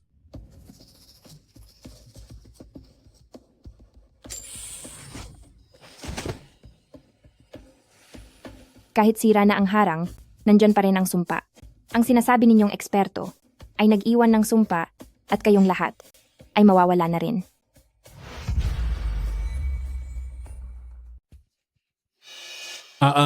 Ano? Kuya, ang kakayahan ni Miss C ay higit pa sa inaakala natin. Totoo kaya ang sinasabi niya? Hindi. Hindi! Imposible. Ako, ang pamilya nating pamilyang Wang, ay marami pang ari-arian na dapat kong makuha. Ako, hindi ako pwedeng mawala. Miss C, nagmamakaawa ako sa iyo. Iligtas mo ako. Iligtas mo ako. Si Wang Qianhe ay walang kasalanan. Wala rin akong kasalanan. Hay! Tayong lahat ay naloko lamang ng ekspertong iyon. Tigil-tigilan mo ako. Isang estranghero ay nakuha nyo pang paniwalaan. Kitang-kita naman kung gaano ninyong dalawa kagustuhan na si Wang Yue ay tuluyan ng hindi matahimik. Hindi. Hindi ganoon iyon. Sabi ng ekspertong iyon, basta mapigilan si Wang Yue, ang mga kayamanan nating pamilyang Wang ay hinding-hindi mapupunta sa ibang tao. Tanging kadugo lang, ang kusang makakagawa ng kasunduan para ang sumpa ay tumalab. Nagawa na ang sumpa. Kayong dalawa, wala na kayong pag-asa. Ako. Ano na ang nangyayari sa akin? Ako. Ang puso ko, parang may batong dumadiin. Dito.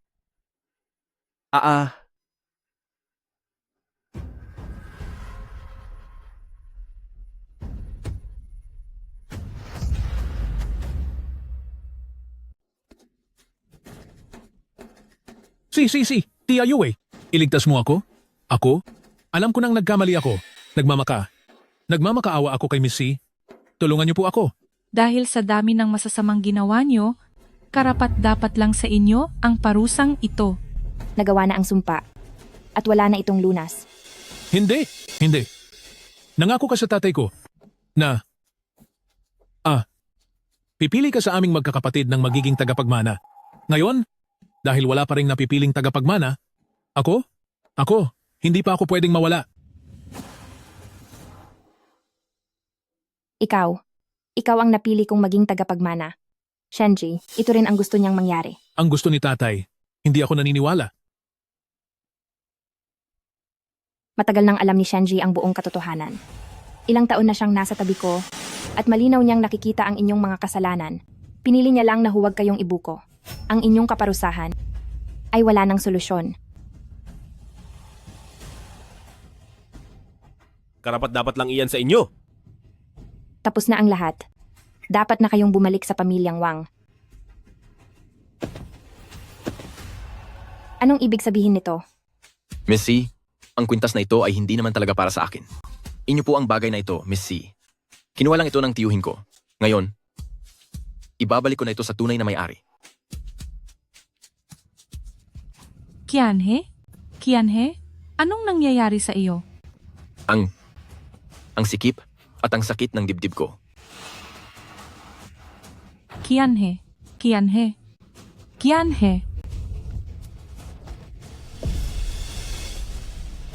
Naintindihan ko na?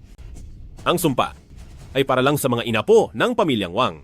Wala na ang dalawang magkapatid ni Wang Yanshu. Kaya ang sumpang ito ay napunta na sa kaisa-isang natitirang si Wang Qianhe. Ibig bang sabihin ito? Mawawala na rin siya? Hindi. Ako na lang dapat ang kinuha. Walang kasalanan si Qianhe.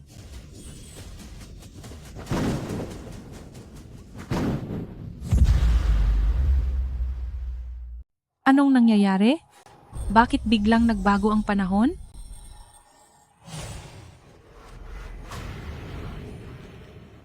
Masyadong maraming kakaibang bagay ngayon. Walang kasalanan si Qianhe. Wala siyang ginawang masama. Sina Miss C at Wang Qianhe ay talagang walang kasalanan. Ang sumpa bang ito ay may paraan pa para matanggal? Pansamantala siyang hindi mawawala. Kung nais matanggal ang sumpa, kung sino ang nagsimula, siya rin ang dapat magtapos nito. Ang nagsimula? Ang ibig niyo po bang sabihin ay kailangang mahanap ang bihasang tao? Pero ang bihasang iyon, hindi man lang natin alam kung talagang may ganoong tao, paano natin siya hahanapin? Dalhin niyo ako sa altar ng pamilyang Wang.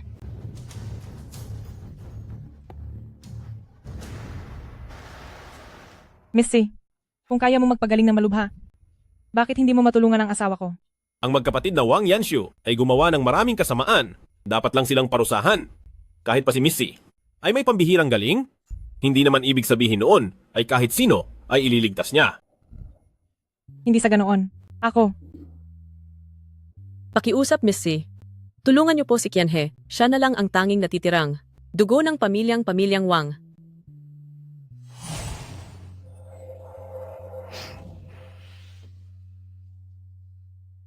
Qianhe. Ang galing ni Miss C. Bahagyang ginalaw lang ang kanyang daliri at nagkaroon na ng reaksyon si Qianhe.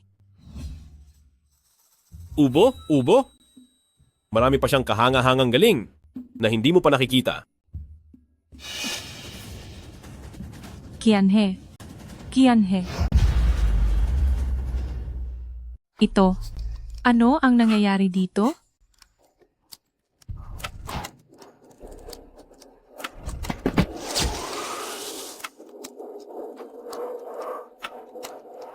Bakit biglang lumamig? Qianhe. Anong nangyari sa'yo, Qianhe?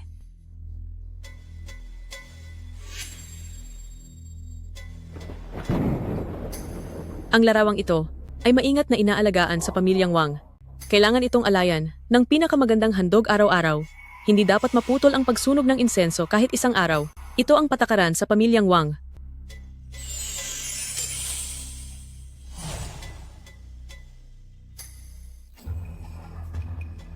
Ang kalamidad na ito sa Wang Qianhe ay may kaugnayan sa larawang ito. Ang nagtapos sa buhay ng mga tao sa pamilyang Wang ay sumunod sa larawang ito. Alam ko na ikaw iyon. Mula nang dumating ka. Paulit-ulit nang may masamang nangyayari sa pamilyang Wang. Bingi ka ba? Sabi ni Miss C, may kaugnayan ito sa larawan? Hindi dahil sa kanya. Makinig ka muna kung ano ang sasabihin ni Miss C. Alam kong ikaw iyan. Noong ipinanganak ka, ay napulot kita sa ilalim ng puno ng peach na ito. Sa isang kisap mata, 300 taon na ang lumipas. Kailangan ko nang umalis. Panginoon, aalis po kayo? Ibinigay ko na sa iyo ang kapangyarihan ng kawalang hanggan. Sa hinaharap, ikaw na ang magbabantay sa Guanyin Mirror para sa akin at kailangang supilin ang mga masasamang espiritu. Huwag kang aalis ng walang pahintulot. Kung hindi, ang iyong buhay na walang hanggan ay biglang mawawala. Saan ko po kayo mahahanap pagkatapos nito? Ang Kang Yue ay mananatili sa tabi mo. Kung may kailangan ka, gamitin mo ang Chang Yue para hanapin ako.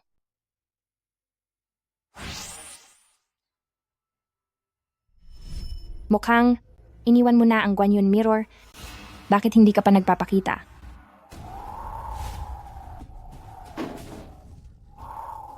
Ano po ang nangyayari? Missy, sino ang kinakausap mo? Tila. Wala ka talagang balak lumabas. Missy, wala naman pong tao sa malapit.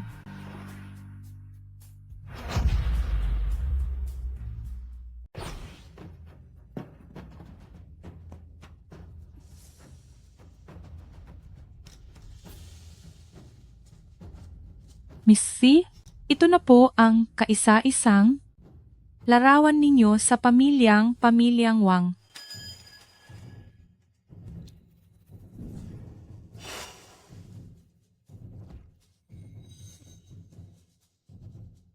Paano siya nakalabas? Bakit napakaiba ng pananamit ng taong ito? Parang galing siya sa isang mahiwagang mundo noong unang panahon. 1,000 taon na. Hindi ko akalaing muli tayong magkikita. Akala ko ay kinalimutan mo na ako. Ginawa mo ang lahat ng iyon. Hindi ba't para lang palabasin ako? Alam mo pala ang lahat. Tama ka. Ako nga ang may gawa niyan. Ako ang nag-utos kay Pamilyang Sun na sirain ang Dragon Vein. Ako rin ang nagturo kay Lin Zuoyue sa lihim na mahika at ang kasakiman ng magkapatid sa Pamilyang Wang. Ako ang unti-unting nagpaalab niyon. Ikaw pala ang nasa likod ng lahat. Pinilit mo silang mag-away-away. Kaya sila humantong sa ganitong kalagayan. Napakasama mo! Paano mo nagawang maging ganito kasama? Anong pagkakamali ang nagawa ng aming pamilyang Lin? Kung hindi dahil kay Miss C, marahil kaming mga pamilyang Lin ay matagal nang nawasak sa mga kamay mo. Wala akong magagawa.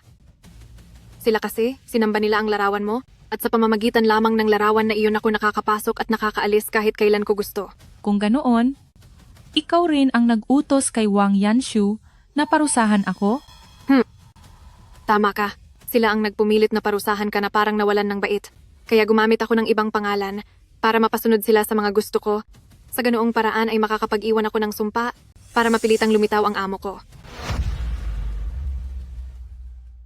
Inutusan kita na bantayan ang Guanyin Mirror, pero umalis ka ng walang pahintulot. Para mapalabas ako, gumamit ka ng itim na sining para manakit ng maraming inosente. Inaamin mo ba ang iyong kasalanan? Anong kasalanan ang nagawa ko? Hindi patas ang langit, walang silbi ang mga batas. Gusto ko lang umasa sa sarili ko para makatakas sa kulungang ito. Sa loob ng 1,000 taon, alam mo ba kung paano ako nabuhay? Inutusan mo akong bantayan ang Guanyin Mirror. Kaya araw-araw akong nandito. Ang mga tao sa Guanyin Mirror, sunod-sunod na nawawala. Ang mga puno sa Guanyin Mirror, bawat detalye ng mga ito, ay kabisado ko na. Paulit-ulit mong sinasabing supilin ko ang kasamaan. Pero ako at ang masasamang loob na iyon, ano bang pagkakaiba namin? Bakit? Bakit ako? Malaya kang nakakaalis at nakakabalik sa mundo, habang ako, nakakulong na lang dito sa Guanyin Mirror? Sinasabi mo na binigyan mo ako ng buhay na walang hanggan, pero alam mo ba kung ito ba ang gusto ko? Nakuha mo na ang kapangyarihan ng kawalang hanggan at ayaw mo pang magbayad para sa regalong iyon? Napakaswerte mo na pero nagrereklamo ka pa. Kung ganoon, bakit hindi ka na lang maglaho para magkaroon ka ng kalayaan? Maglaho? Hindi ko pa nararanasan ang ganda ng mundo. Bakit ako susuko? Kaya pala, ginamit mo ang Chang Yue noong kasama mo siya para magsanay, para ipagpalit ang mga kaluluwa sa paraang maging malaya ka sa mundo at gumawa ng masama.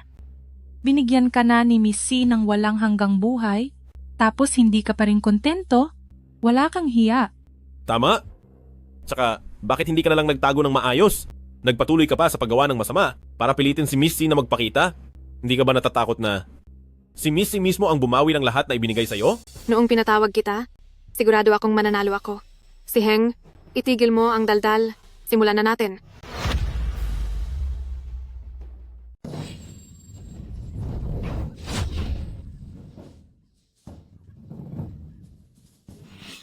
Isang katawang mortal, naglalakas loob kang lumaban? Hindi ka ba natatakot na mawala?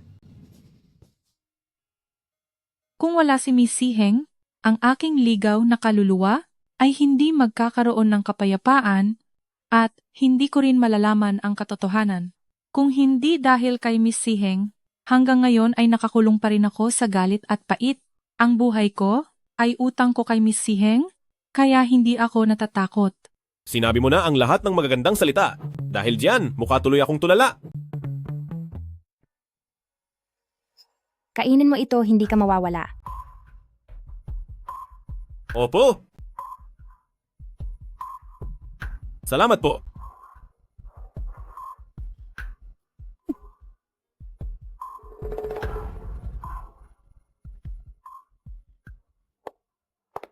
Maraming salamat, Miss C Heng. Nailigtas mo muli ang buhay ko.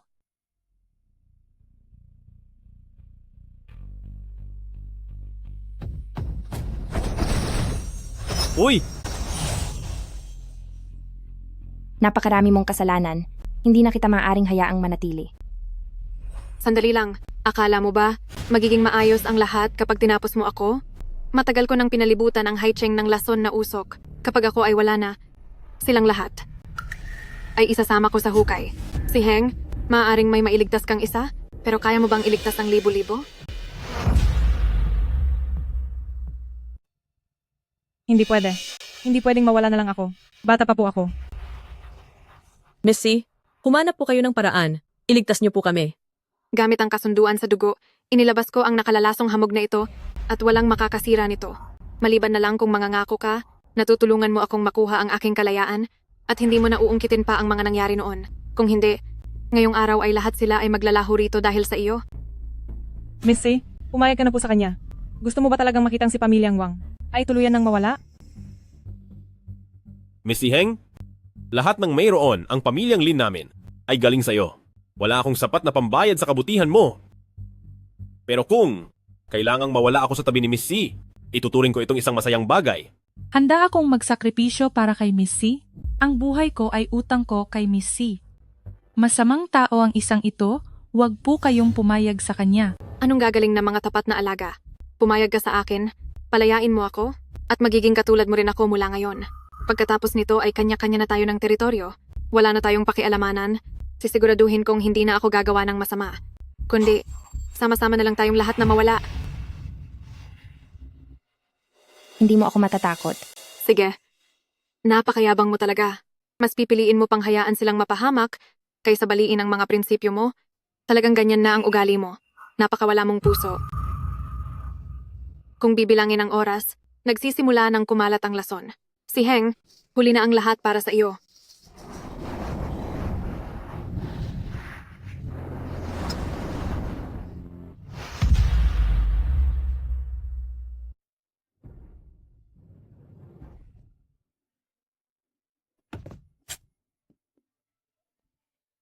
Tingnan mo. Sila ay isa-isa. Nang nawawala, ipagpapatuloy mo pa ba? Ang mga tao ni Haicheng ay isa-isang mawawala dahil sa iyo. Wala ka na talagang pag-asa. Ito ang nakalalasong hamog na itinatag ko gamit ang dugo. Noong bata pa ako, at noong nasa bingit ako ng panganib, iniligtas mo ako gamit ang iyong dugo. Sa loob ng maraming taon, ang dugo mo ay matagal nang naging bahagi ng aking pagkatao. Ngayong sinusubukan mong sirain ang hamog na ito, kanananaginip ka lang. Sa ngalan ng tadhana, ipagkakaloob ko ang mahabang buhay.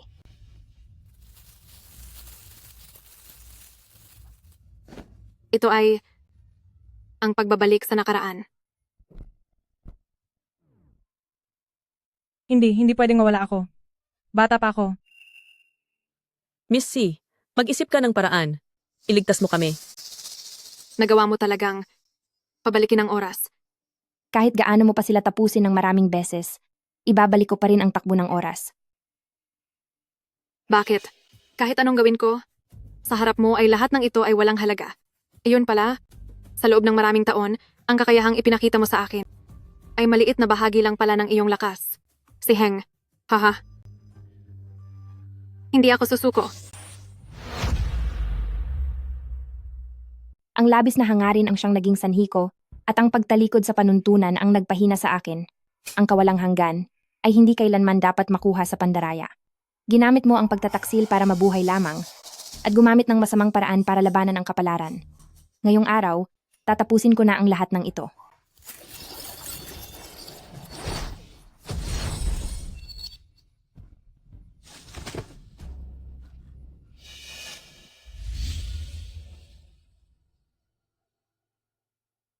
Pwede pa palang maging ganito? Umalis siya nang walang pahintulot sa Guanyun Mirror. Sinira ang pangako, kaya dapat ay naglaho na ang kapangyarihan ng kawalang hanggan. Pero ginamit niya ang Kang Yue para pilitin ang sariling hindi tumanda, kaya natural lamang na wala siyang iwanang bakas pagkatapos mawala. Kung hindi ko ito nakita mismo sa sarili kong mga mata, hindi ko talaga lubos na may isip na may ganito palang kalaking pangyayari.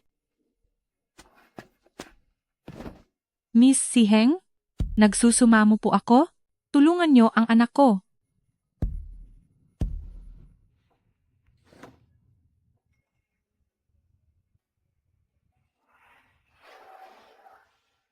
Wang Qianhe. Ayos na siya.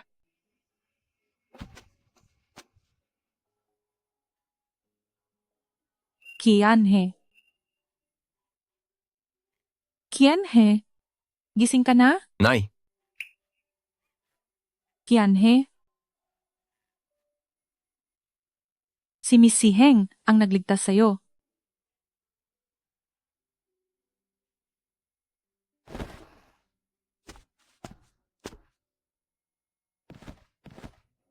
Miss Si Heng, niligtas niyo po akong muli.